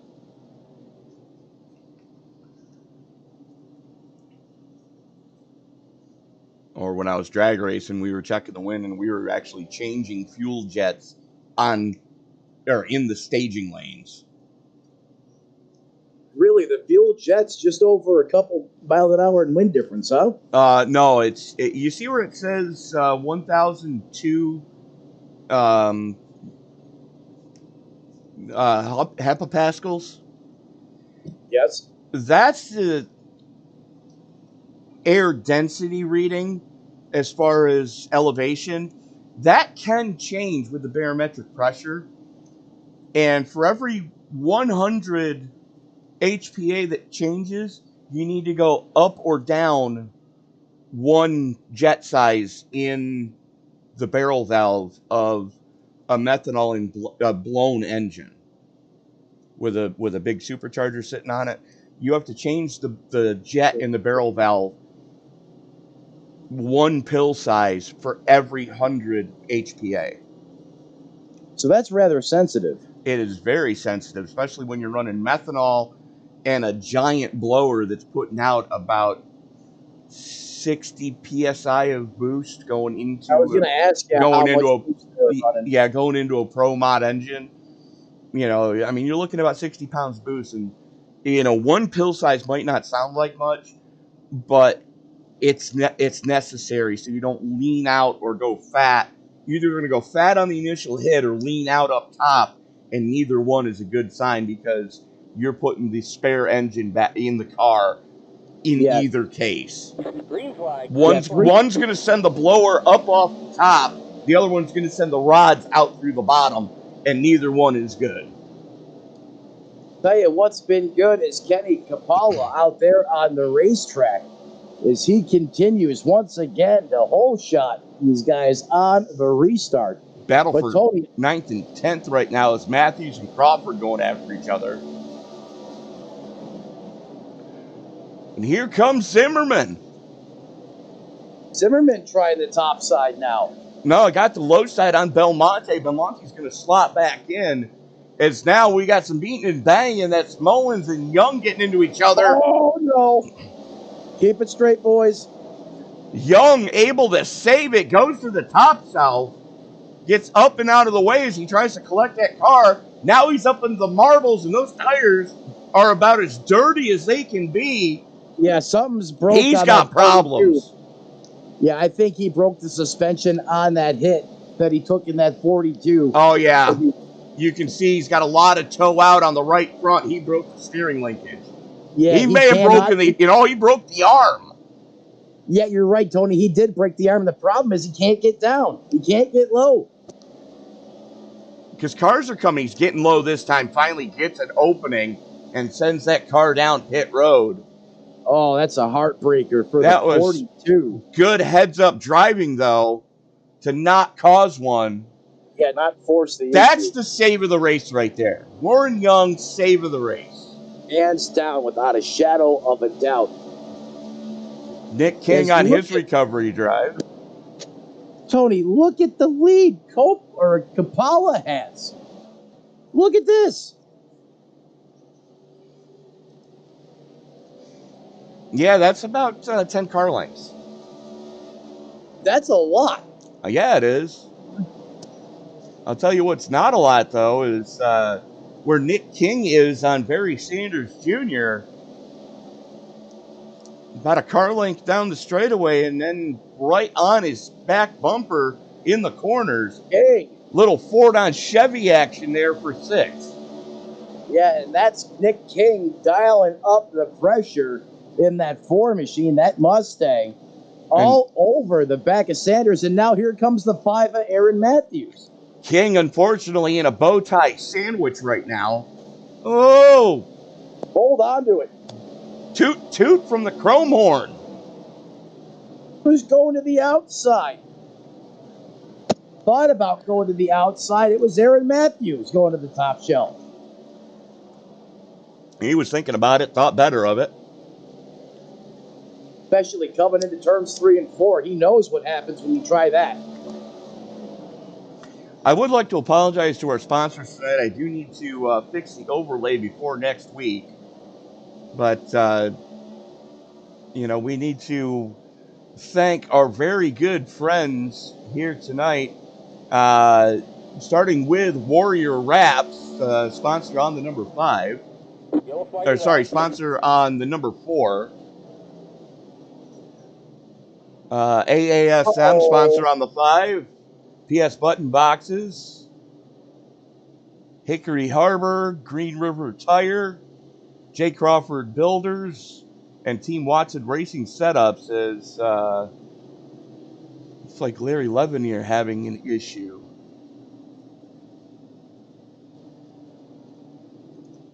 And that can only mean one thing, unfortunately, is caution. Showing the way here at Martinsville. No. What happened to the HendrickCars.com number 14? Dives it in there. Find out here. And just, It turned 3 and 4. Situation normal. Right there in the wind tunnel.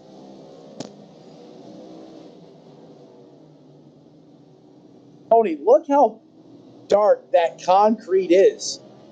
Right in that section as you come off of turn 4 out of the front stretch. I mean, everyone has lost their milk and cookies there. And it's not hot enough to be greasy.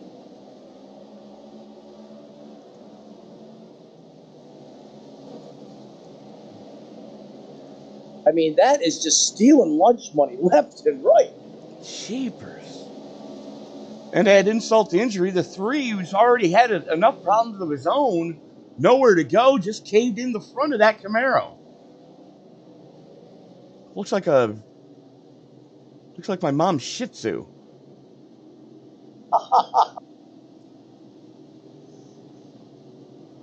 And nose all smushed in, and damn dog snores at night. I don't know who's worse at snoring, my stepdad or the dog. It's happening. Huh? Oh, I can't catch my breath. That's what, the 4th time I've broke you tonight? That's a record. Again, thank you all for joining us in the live chat. If you haven't done so already, let us know what type of job we're doing here tonight. Hopefully keeping y'all entertained. Let us know by giving this video a thumbs up. Let us know that we're on the right track as far as what's entertaining you folks out there in YouTube land. Yeah, let us know that you like hearing stories about Tony Shih Tzu.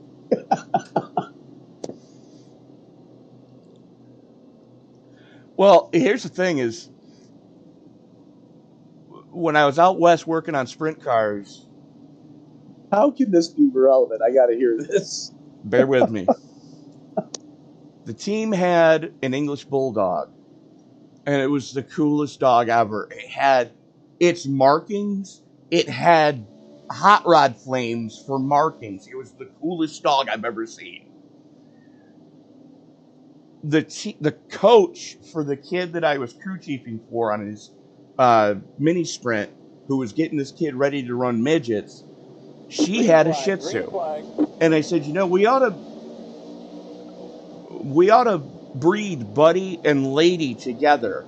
And they go, why? I said, that way we can have flaming bullshits.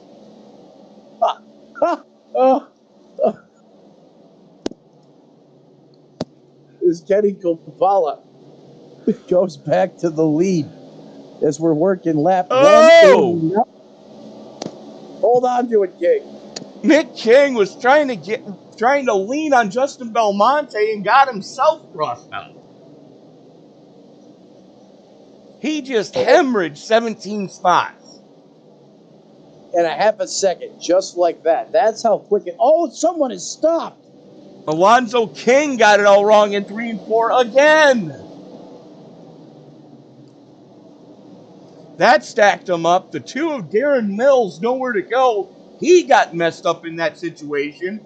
As here comes the 23 of Taylor on Ryan Kling. It's Taylor time. Jeff Taylor in the 23. Look at him dialing up the fury late in this race, or the later stages of this race. But Ryan King in that 16 spots. You know, he doesn't want to be denied either, as he now holds the final slot inside the top 10 in that 10th place position. Going back towards the front, there is Zimmerman driving that number 6.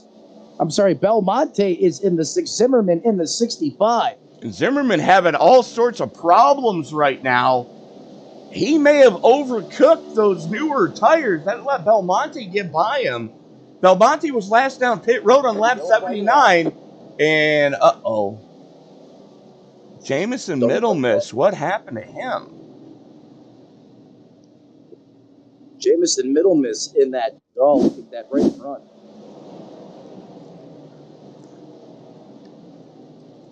What happened here? Let's find out. He's going to be in that 16. Just overcooked it coming off of 4, and boom goes dynamite.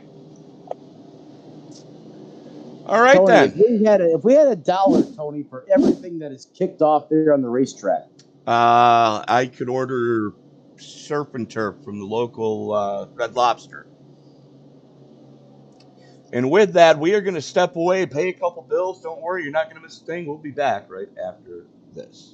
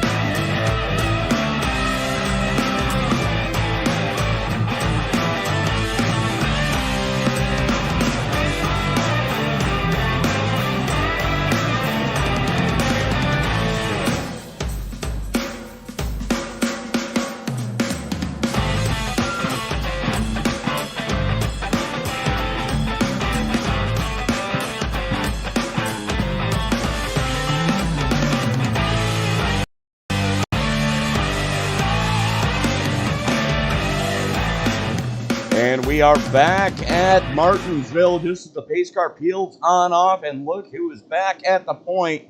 Kenny Capola Green flag. holds him down, jumps on the loud pedal. We are back underway. Randy Mullins already giving pressure to Tim Wortman. Parts are scattering. And That Kling is has Yellow. Kling has Bluetooth suspension. Something's going on. Oh my. Oh, Well, let's go back and take a look at the green flag camp coming out. someone just administered a T-bone steak at the end of that one. Well, we'll take a look at what happened to the 15 first. Because he has Bluetooth left front suspension. And by that, I mean it's not attached to anything. You can see the parts Gets go the flying chrome here. horn as they stack them up. The 80 goes around the outside, sends them both into the outside wall. Oh, the parts go flying up into the air as the fenders come off the 15. Watch this. Oh, Watch. Garrett Crawford in the 69. He It's was cream. he was almost a part. Yeah, there he is. He gets into the 15, then opens the door for the 80. Boom! 23 locks the brake up. 48 gets to his inside, gets him sideways. Trying to It's a save it. Can't save it. And bingo, Boom. bango, bong. Good grief. You know, that's caution number 24 on the night. If you play the professional version, you're done. Why do I feel like Bob Uecker in the early part of the season in Major League? We're at that level, Tony. Wait. We just brung out the baseball reference, and Frank's not even with us tonight. Well, no, it's Dave. I usually have to talk off the ledge for baseball references. This is true. But Kenny Capola. Speaking of which, do need to give a big shout out to Mr. Rogers, Mr. Dave Regal himself. Congratulations on the new job, sir.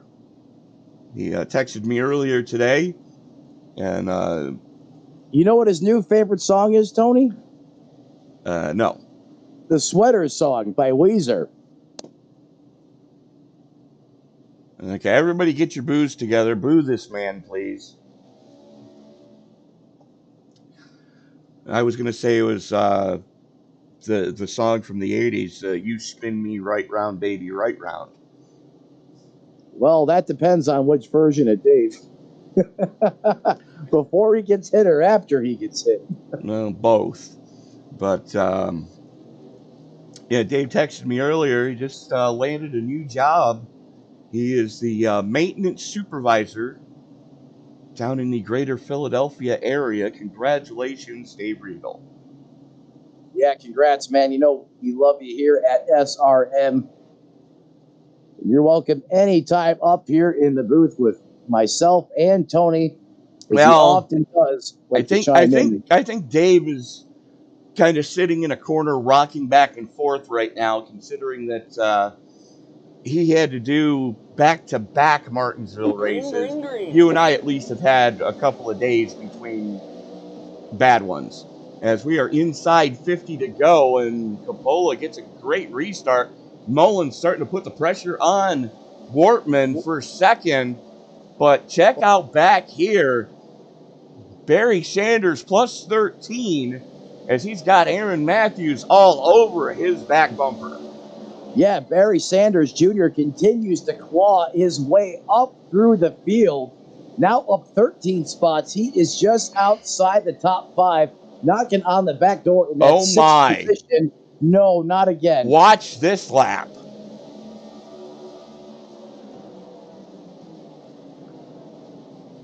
Not quite as quick. Still 19.35. That's not too shabby for 80-lap-old tires. That's incredible for 80-lap-old tires. I mean, he's just a couple tenths off from where he was on fresh crap. ones. Garrett Crawford looks like is the culprit on this one. Let's see what happened to the 6.9. And that's the wrong caution. David Belisari in the 45. What happened to the 45? Running door to door with the 4. Just gets it a little wide. 4 locks him up. Just ever so slight touch. The 45 gets into the wall and cannot get loose. And he backs down the track. Oh, no. Let's watch that one again. See just how sideways that car was. Keep your eye on the top side and the Bell Tire 45 with Monster Energy on the hood. Drag race with King.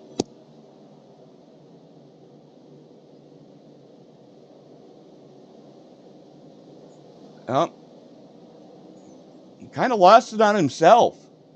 Yeah, this time it happens on the exit of 2 instead of the exit of 3 and 4. Yeah, King never actually got into him.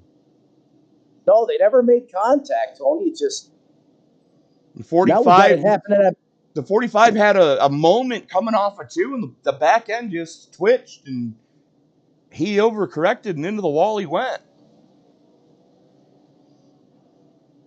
Hey, twitched and flinched. Now we got what's happening in turn 4 coming and happening now on turn 2. Let's hope not. Caution number 25. Tony is still alive.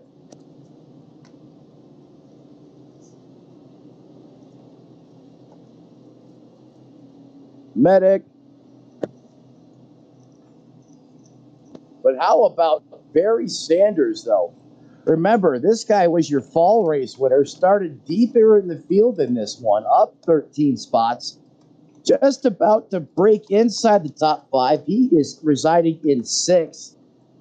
Tim Workman Jr. in that 83, up 21 spots in 2nd, 26 spots to Belmonte in 4th. And if that's not impressive enough, how about Kenny Coppola, the leader, up 28 spots? Yeah, absolutely. I mean, Coppola, it's a shame what happened during his qualifying attempt, but, hats off to him. He was the fastest car in the practice session. Had the laps counted, he would have been pole position in qualifying. Unfortunately, negated both of his laps. I was kind of keeping an eye on his lap times. He would have been pole by almost a 10th. And we had contact there, Tony, near the back of the field around that King machine. As that pace car pulls off, Green. the pole is going to have the button here one more time. And look at that, man, just restart. 80 laps plus, no problem. Uh-oh, the 54's dialing up the pressure now on the back of Wortman. Yellow. 54 Mullins. He wants another Damn spot. it. He's in 3rd. No. All cars are up in the air. That's right around that 15th position, Tony. I'm sorry, correction, 13th. Watch this, Tony. Keep in mind, we just went back green. The pace car wasn't even in its parking spot. No, we weren't even... Great read there, but watch this.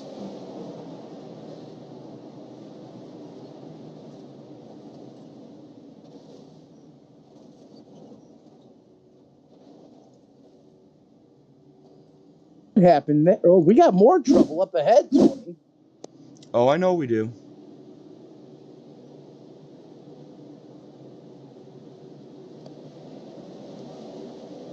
There's the restart. Here's everyone hauling the mail, trying to catch up to the field before the green flag comes out. Pace car not even back in his box yet. You see the tire smoke. And we're already way checked up. And we got, oh my goodness. The 2 just sends it in there and just chops the mouth of the 42. The 2? Yeah, the two administered the hit on the 42. That's Darren Mills in the 2. And the 29 is going to get to the inside of him. Watch this. Ow. Oh, yeah, he was definitely up on 2 wheels. Yeah, he definitely was. I mean, the 42 is just sent on a ride there. I can't do anything about it. And then the 2 is literally at the wrong place at the wrong time. Let's take a look at what happened to Nick King. He had a big thing in this one.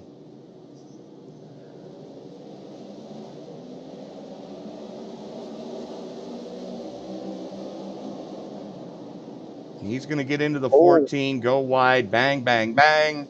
14 spins back up into him. Chitty, bang, bang. 7 gets it locked down to stay out of it. Good heads up driving from Chris Spear. Watch this. We're gonna go back to this. Can we go on board with him? We are absolutely gonna go on board with Spear. This is what he saw. Watch this driving. This is the new save of the race. That's saying a lot. You see the tire smoke now. Watch Spear thread this needle.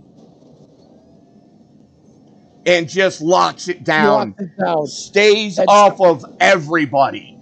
Heads up driving Nick Spear. And sometimes that's the best thing to do, Tony. Just lock the car down. You're near the back of the pack. Yep. You're not going to get run over. Just lock her down and let everything unfold in front of you. And when the dust settles... Nick Spear, Sim Racing Media, save of the race. Green. That pace car is back off again. Oh, wait, no. We're back green. Oh, we're back green. Thank you, Tony. Kenny Capola and that 20 and up 28 spots in the 77. Tim Wortman Jr., Randy Mullins, Justin Belmont, Brandon Zimmerman, your top 5 as they run right now. Battle for 10th. 10th place right there. That's Jamison Middlemiss in that 16 machine. He's up 14 spots. And there is Alonzo King Jr. back on the attack on the outside. And then they got Joe Binder on the inside. Oh, 3 wide. No. As they get it settled. Binder thought better of it. Heads up driving by the 33. He thought better of it, making it 3 wide. As the 16's locking him up now. Those right fronts starting to go away in these cars, Tony, late in the run, as they almost could have been 3 wide there. Oh, no, there it goes. Pops off once again in the back. You guessed it. Alonzo King, unfortunately, involved in it. There's the other King, King Jr. in the 4. Or King in the 4. Sorry, King Jr.'s in the 80.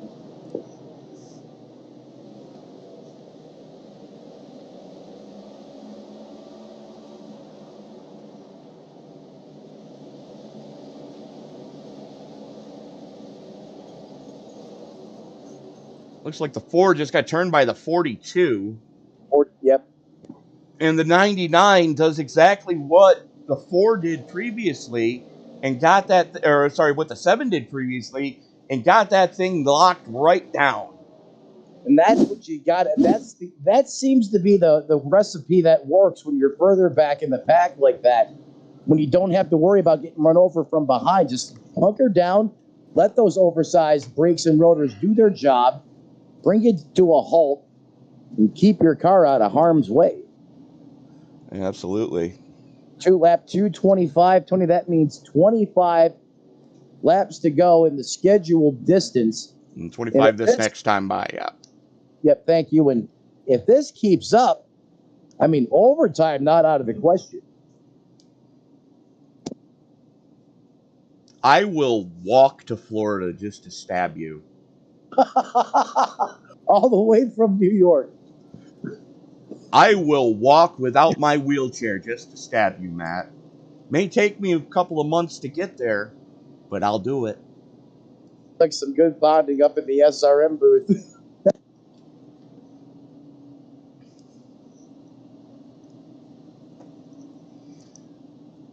Did you see what I put in the SRM General chat, sir? I have not. I'm going to take a peek. You're going to need to.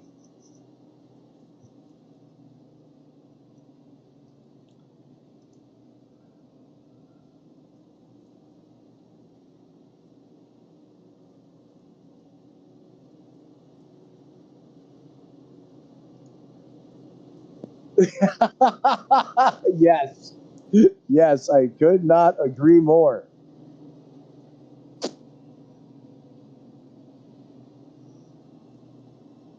Kenny Capola, Tim Wortman Jr., Randy Mullins, Justin Belmonte, Brandon Zimmerman, Barry Sanders Jr., Aaron Matthews, Jeff Taylor, Matt Mackin, and Chris Davis, rounding out your top 10. As we currently sit, John Binder, Jamison Middlemas, David Balisari, and Darren Mills, rounding out your lead lap cars in 14th. Nick King, first car one or more laps down, back in 15th. Currently has the free pass, but he's got to worry about Chris Spears and Warren Young behind. Or he's got to worry about Chris Spears. No, he doesn't. Chris Spears is a lap behind him. So Nick King in a safe position right now in the 4, currently in 15th. Currently the first car 1 lap down. Chris Spears 2 laps down. As we are 23 to go, only a handful of retirements to speak of so far.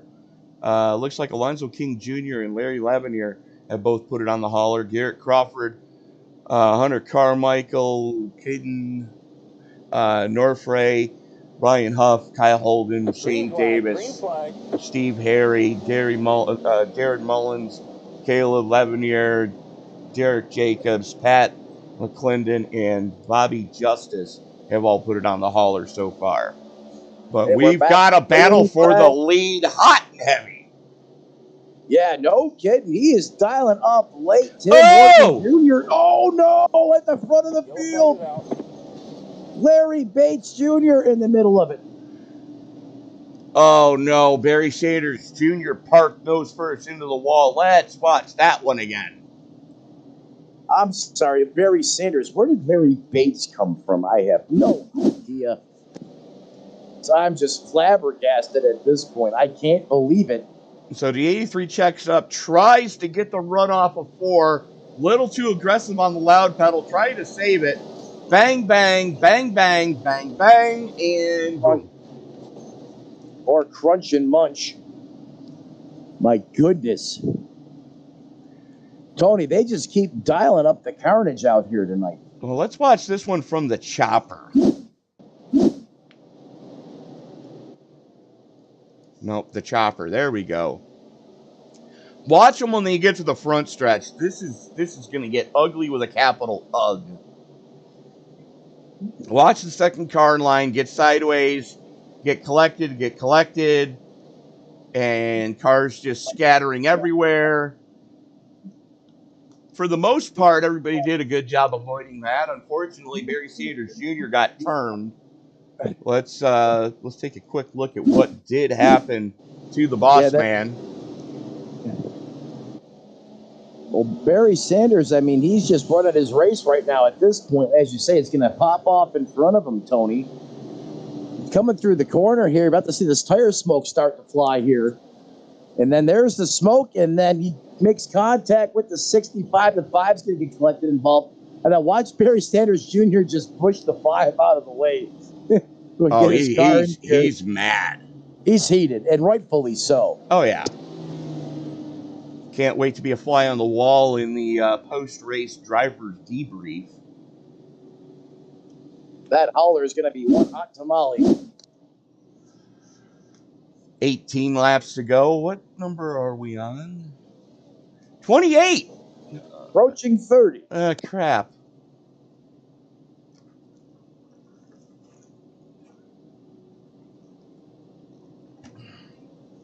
I heard it in your voice. If we go into overtime, if we go overtime, I'm shooting you. Hey, I'm up here in the booth. I'm not on the racetrack. No, but you jinxed us by mentioning it. That's my job. I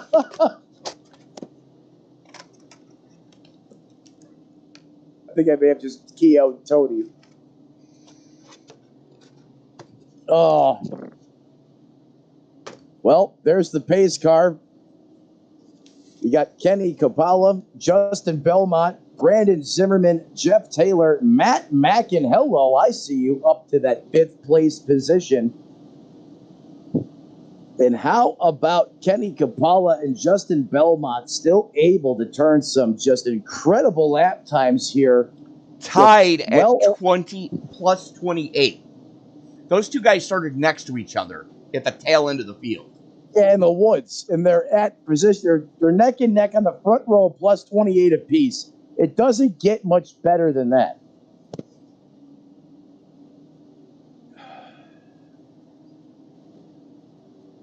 Well, let's see what happens. Pace car is into the Geico restart zone. We go. Capalla has the button.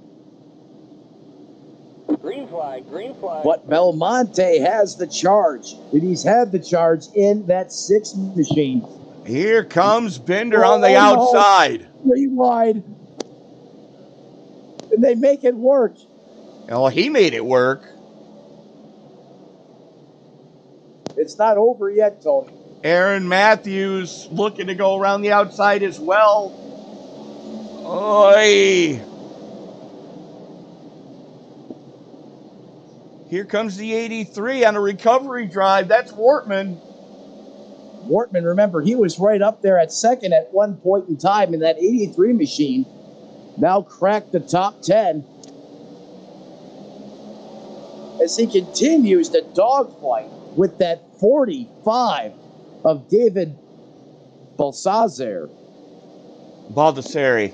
Baldessari, thank you. Don't worry, I used to butcher names all the time, and I still do. And look who's on a recovery drive. That's Barry Cedars Jr. in the 88.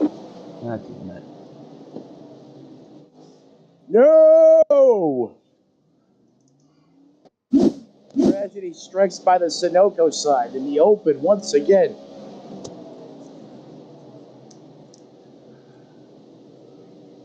$29.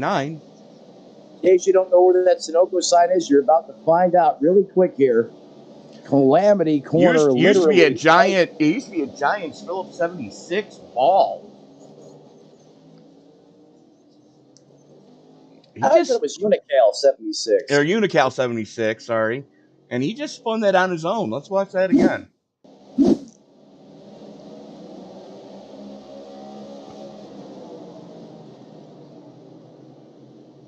Did he have a random brake lock, perhaps, there, Tony? He just lost it on his own. I don't know what happened. Let's watch. So far, so good. Yeah, looks like a little too much rear brake bias. Yeah, brake bias there. The brakes are going to cool down there. And then just a little too much bite in the rear. There's the Sunoco sign. There's the Sunoco sign. Right there in the open. Oh, no. Caution number 29. And we still have time, my friend. Yeah.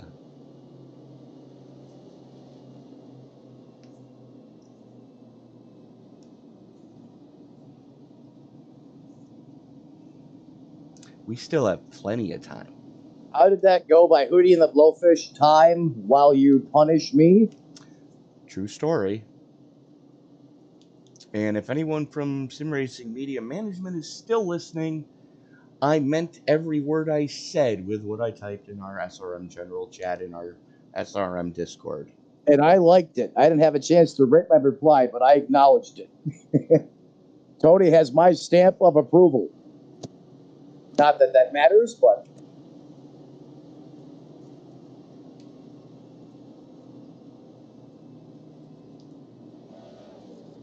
So how many laps has this pace car led here tonight, Tony? Let's see. Well, let me do some quick high-powered gazintas. He's got to be in the running for most laps led. 145. Woo! That might be the winner chicken dinner. Yeah. Lap 243, though, Tony. We're almost there. Home stretch, baby. Can't hold anything back. Yeah.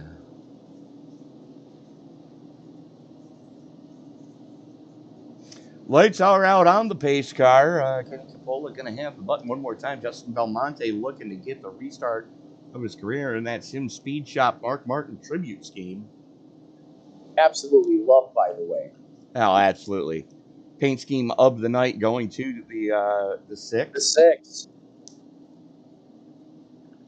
See if the pace car can get stopped all the way in its box this time, as the field is still not caught up here. As we're going back to green flag racing. Green. Kapala hits the Jericho restart zone. He's going to jump hard on the loud pedal, screaming up through the gearbox, charging hard out of the binders. Gets a solid turns 1 and 2, 2 by 2. Here we go. There's the 5 of Aaron Matthews in the 5. He's going to get overtaken by Chris Davis in the 29 TRD powered machine. Matthews is using the outside lane, trying to get it up there. It is working. And take a look at Barry Sanders Jr. Gets the door slammed on him.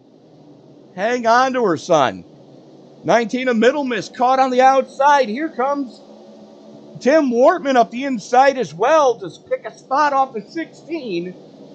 Just flirting with the top 10 now. Oh, come on. Now the 5 gets caught in the wind tunnel off of 3 We and 4. stay green. There is Tony, a God. There is, we perfectly timed that. We continue to turn miles here. Who's going to be able to keep their grip at the paperclip? Now lap 248 being written. No! Ah! This Tony has a nuclear meltdown live on the air. And I believe that was our buddy, 16. That's Middle Miss. Jameson Middle Miss and the 16.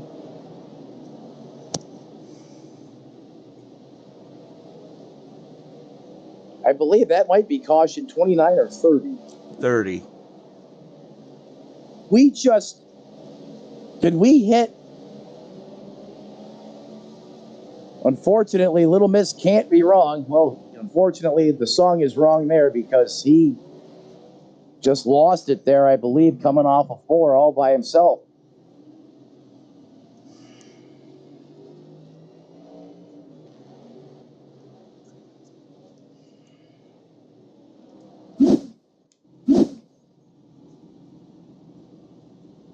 Oh, look at this. Matthews has Bluetooth suspension. What happened to Aaron Matthews? That's what I'm trying to figure out here. You see Matthews up in the wall there. Let's back that up a lap. It's going to be the left front that's no longer attached. What happened? All is well there. There he is with the 29. Tries to go around the outside. Oh, that's what happened. Yeah, that'll do it. Seems like he has some control there over the car. Well, yeah, but the right front suspension is not attached. That's right. Watch this.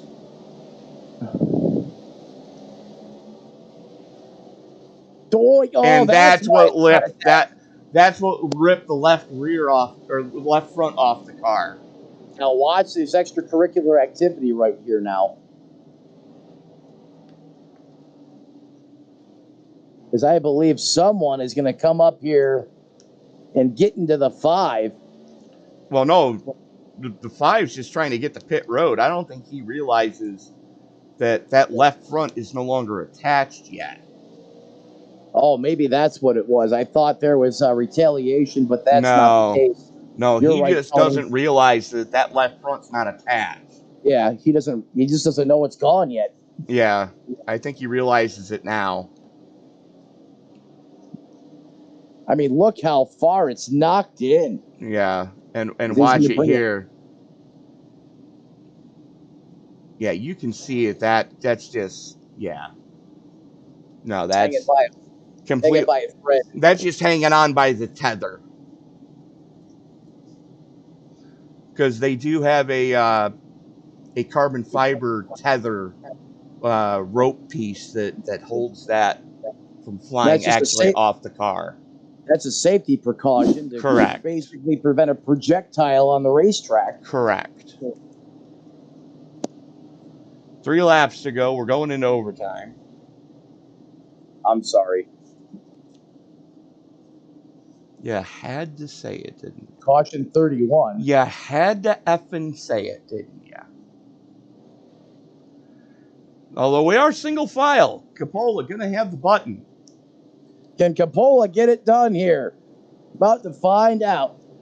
Overtime action. If you wanted overtime action on that YouTube channel, you got it right here on SRM. Overtime round 1. Here we go. Coppola, no problem, has the lead, but tied in spots gained tonight. Oh, nope. Calamity. Yellow flag is out.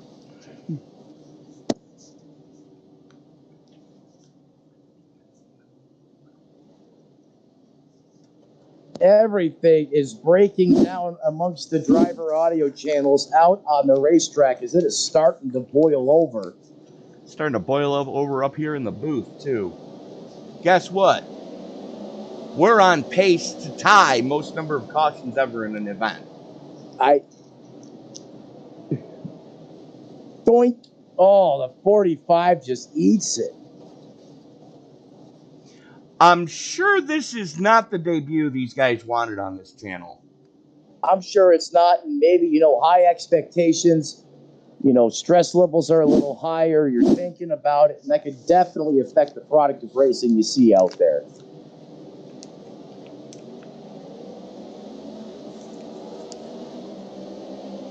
Now working lap 254.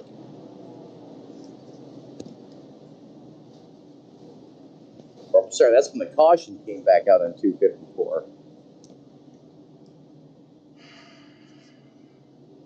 So re-rack them, restack them here, ladies and gentlemen, one more time as we are in the OT here. Now, for those of you unfamiliar with overtime, the leader actually has to get back to the start-finish line to accept the white flag for us to race back to checkers. Right. Now we're gonna give them 3 attempts. If they can't get it done in those 3 attempts, field frozen, race over.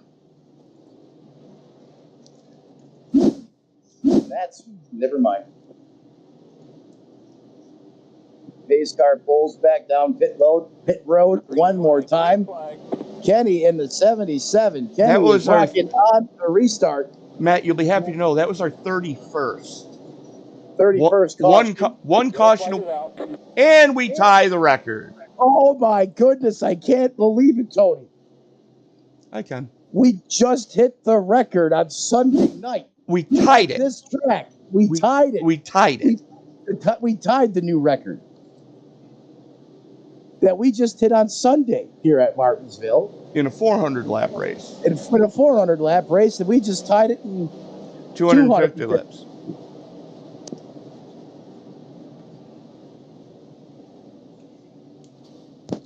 You know what? At this point, I feel bad for that 33 and John Binder.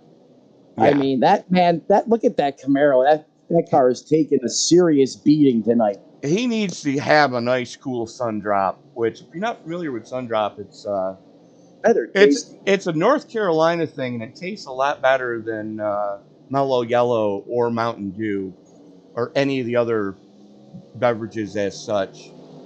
I mean, if we could get sun drop up here in upstate New York, I would be in heaven. And if you can find one in a glass bottle, it's even better. Oh, yeah. On a hot summer day after you get done mowing the lawn, nothing like a nice cold sun drop. Nope, definitely. Tony, you're reading my mind. You have one sitting there in the cooler full of ice, just pop the top, pull the glass out. The minute it hits the sun, it starts sweating from the chill. Yep. We should be writing an ad for Sun Drop right now, Tony. That's what I'm saying. 2 fat guys, one in a wheelchair, one finishes mowing the lawn. the guy in the fat guy in the wheelchair says, "Here, have this, but you missed a spot." Well worth going back and getting the spot. Here we go. One more time. Attempt number 2. Green, green, green. 2 out of 3. Green, green, green. One more time. Climbing up through the gears. Firing down into 1. Oh, someone set up a prayer on the outside. Who was that? I believe that was that the 45 or the 23 at Taylor. It's Jeff Taylor in that 23. Now he is rocking the top. Pulling. Oh, don't do it. We're racing back to checkers, baby. We're racing. Yes, let's go. Let's go. Racing back to the line. And Coppola has flat checked out. Out. Gone. Done, sir. Done. Coppola's going to come off 3 and 4, survive Calamity Corner to take the W here in Martinsville as the first race with the new partnership of SRM in the history books, keeping his grip at the paper clip. Kenny Coppola gets the dub. And we tie a record in the process. Oh, the 29 is stuck in the wall, but... Well, he can be stuck in the wall. Top 3 is going to be Coppola, Belmonte, and Zimmerman in the 65. Just besting Jeff Taylor at the line, I believe, for that third and final podium position. Holy cats. There's And some cat scratch fever going on. Of course, nobody wants to listen to what we ask them to do.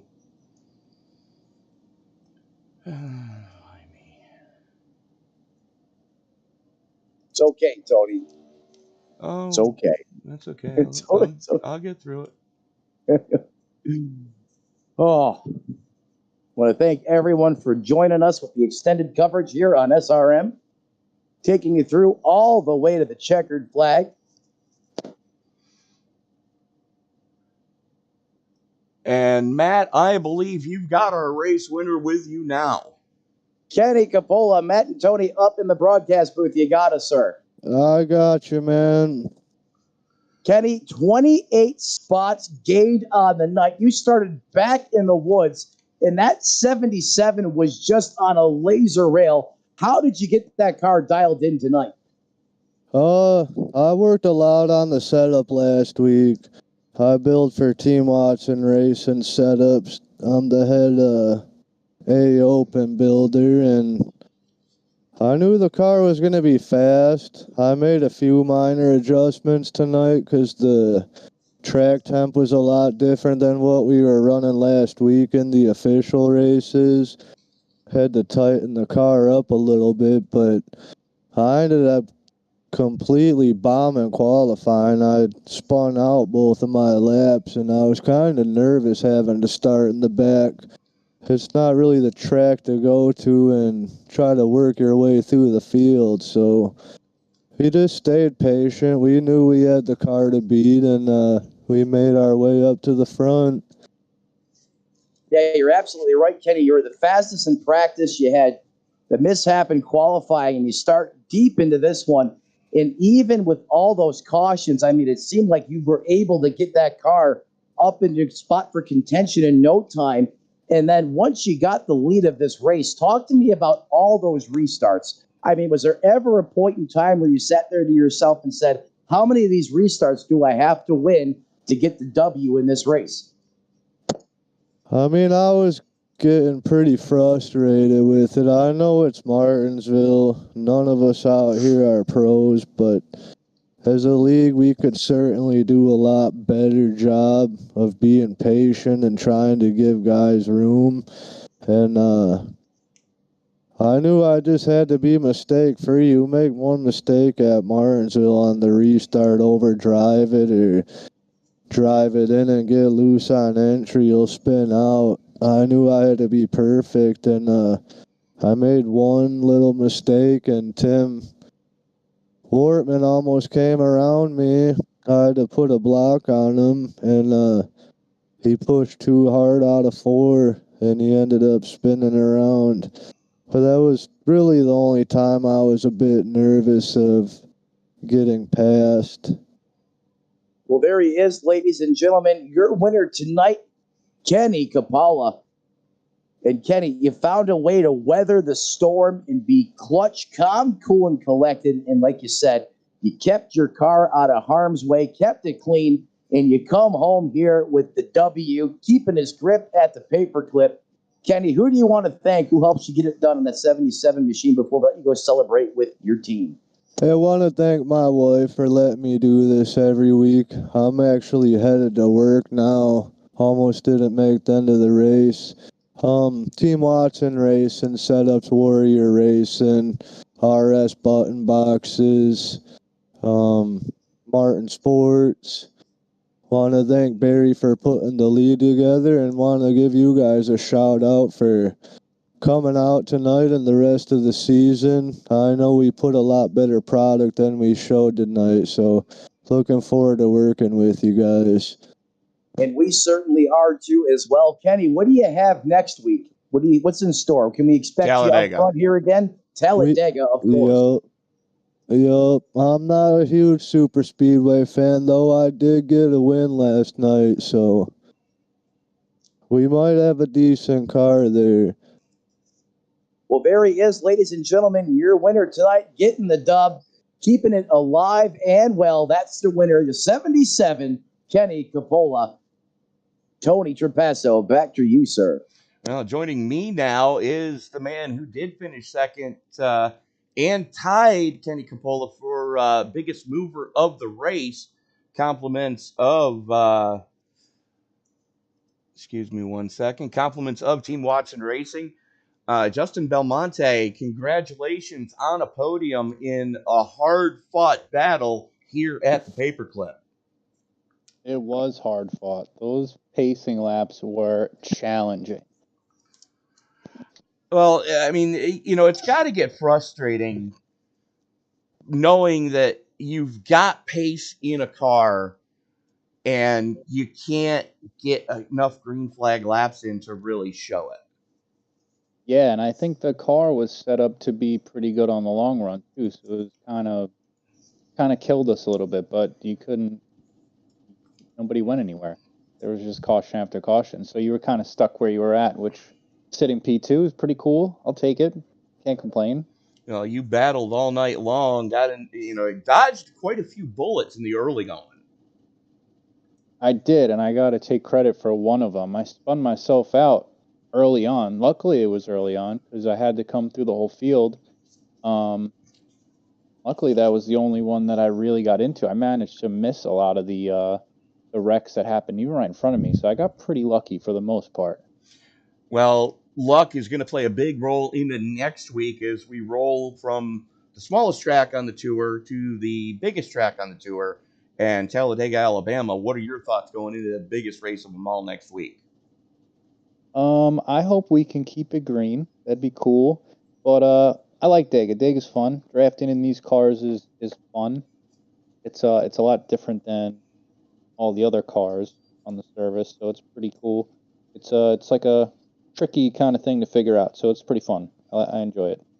Well, Justin, we're going to let you go celebrate the podium with your team. Who do you need to thank before we turn you loose?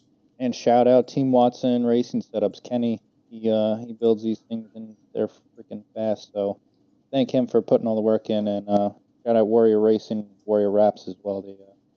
They hook us up with the nice looking cars. So well, just so you know, you did get Sim Racing Media Best Paint Scheme of the Night. Matt and I both agree on that one. Absolutely. Yeah. I'll take it. That's awesome. So, who else do you need to thank? That's all we got. The teammates make it happen. You know, everybody practice together, and yes, sir. I don't get a ton of time, so it's good to lean on those guys. All right, Justin Belmonte, again, congratulations on the podium. We'll see you next week at Talladega. Thank you, guys. We'll see you later. And Matt, I believe you've got our third place finisher with you now. You're darn right. I got a bad, fast Brandon Zimmerman in the 65, getting it done. Walk me through your race tonight, man. Did that go how you planned, or did you kind of have to adjust dynamically on the fly? It went okay. I mean, I'll take a P3. very good points night for me. Got some good stage points, but those 100 and some odd pace laps was very rough. Really nothing you could do about it. You just gotta get in a good spot and just hope you can dodge all the mayhem out there. Well, I'll tell you what, you did a great job of keeping that roasted Jim's coffee bean Ford Mustang, keeping those coffee beans intact, not getting grounded. How were you able to ride the storm and keep that car clean tonight?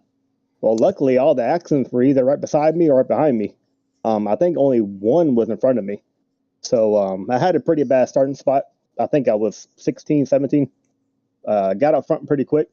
And then once I got like 8th or 7th, it was just caution after caution right behind me. So pretty much just got lucky, got up front, was able to hang on, avoid some of the mayhem out there, and get home in one piece and with the top 3. Yeah, well said. And you're right. Up 13 spots on the night. So a great drive for you in that 65 Ford Mustang. What would it take for you to get up there and to compete with that 77 of Kukla? Was he just fast? Was he better getting into the corner? Was it rotating? Or was he just able to execute just a little bit better than the setup allowed you inside that car tonight? Well, y'all see now broadcasting this race, Kenny is fast wherever we go. I don't think I had nothing for him. I was hoping to race Belmonte. Me and him were pretty equal. I felt like I had better drive in. He was getting me in the center. I think on a long run, I could have done something with that, but unfortunately couldn't get a long run. But Kenny was lights out. I had nothing for Kenny. I already knew that. Well, I'll tell you what you did have, and you certainly had one of the faster times of the race coming into the 1942, sir. That's very respectable. Brandon, thanks for putting on a great show for us here up in the booth. It was a pleasure to watch you get up on that wheel and make things happen out there on the paperclip. Before we cut you loose, who do you want to thank who helps you get it done? A big shout out to Ryka Motorsports. They always bring me top 5 setups every week.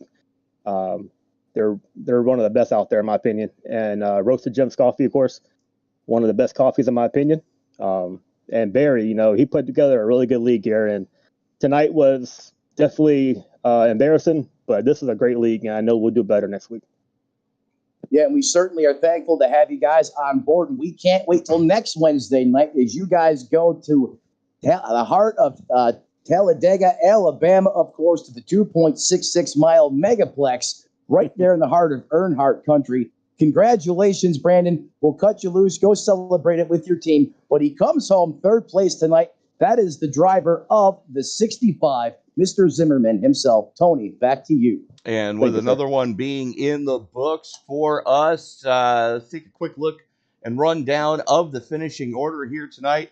Kenny Capalla finishing in first, Justin Belmonte, Brandon Zimmerman rounding out your podium, Jeff Taylor and Barry Sanders Jr. Good recovery drive for Barry, coming home in 5th place. David Belisarian 6th, Nick King in 7th, Darren Mills in 8th, John Binder in 9th, and Jameson Middlemiss, after having some early issues, comes home in 10th. Tim Wortman, Aaron Matthews, Chris Spears, Chris Davis, rounding out your lead lap cars in 14th, Matt Mackin -6 in 15th, and Darren Young rounding out the top half of the field. Matt? Darren Young, like you said, running out the top half. I'll bring you the rest of the way through. In 17th, that's going to be the 54 of Randy A. Mullins. 18th belongs to the 15 of Ryan King. 18th, that's going to be Daryl Klotz in that 99 machine. 19th, the 80 of Alonzo King. Rounding out your top 20 tonight, that is going to be Larry Leviner. In 22nd, the 69 of Garrett Crawford. 23rd belongs to the 3 of Hunter Carmichael, who was strong early but just could not seem to get out of harm's way later on in that race. 24th, that's going to be the 44 of Caden Norfry. 25th, Brian Huff, that 93 machine. 26th, the 59 of Kyle Holden.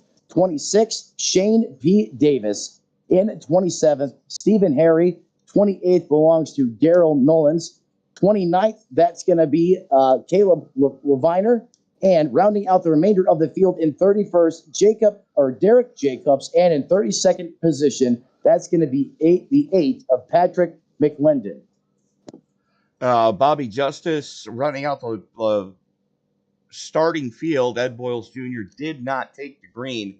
Again, I believe he was up in race control tonight. But that's going to do it for us here tonight from the Paperclip in Martinsville. Be sure to join us next week for the next round at Talladega, Alabama, round number 10 of the Moonshiners Racing Cup Series.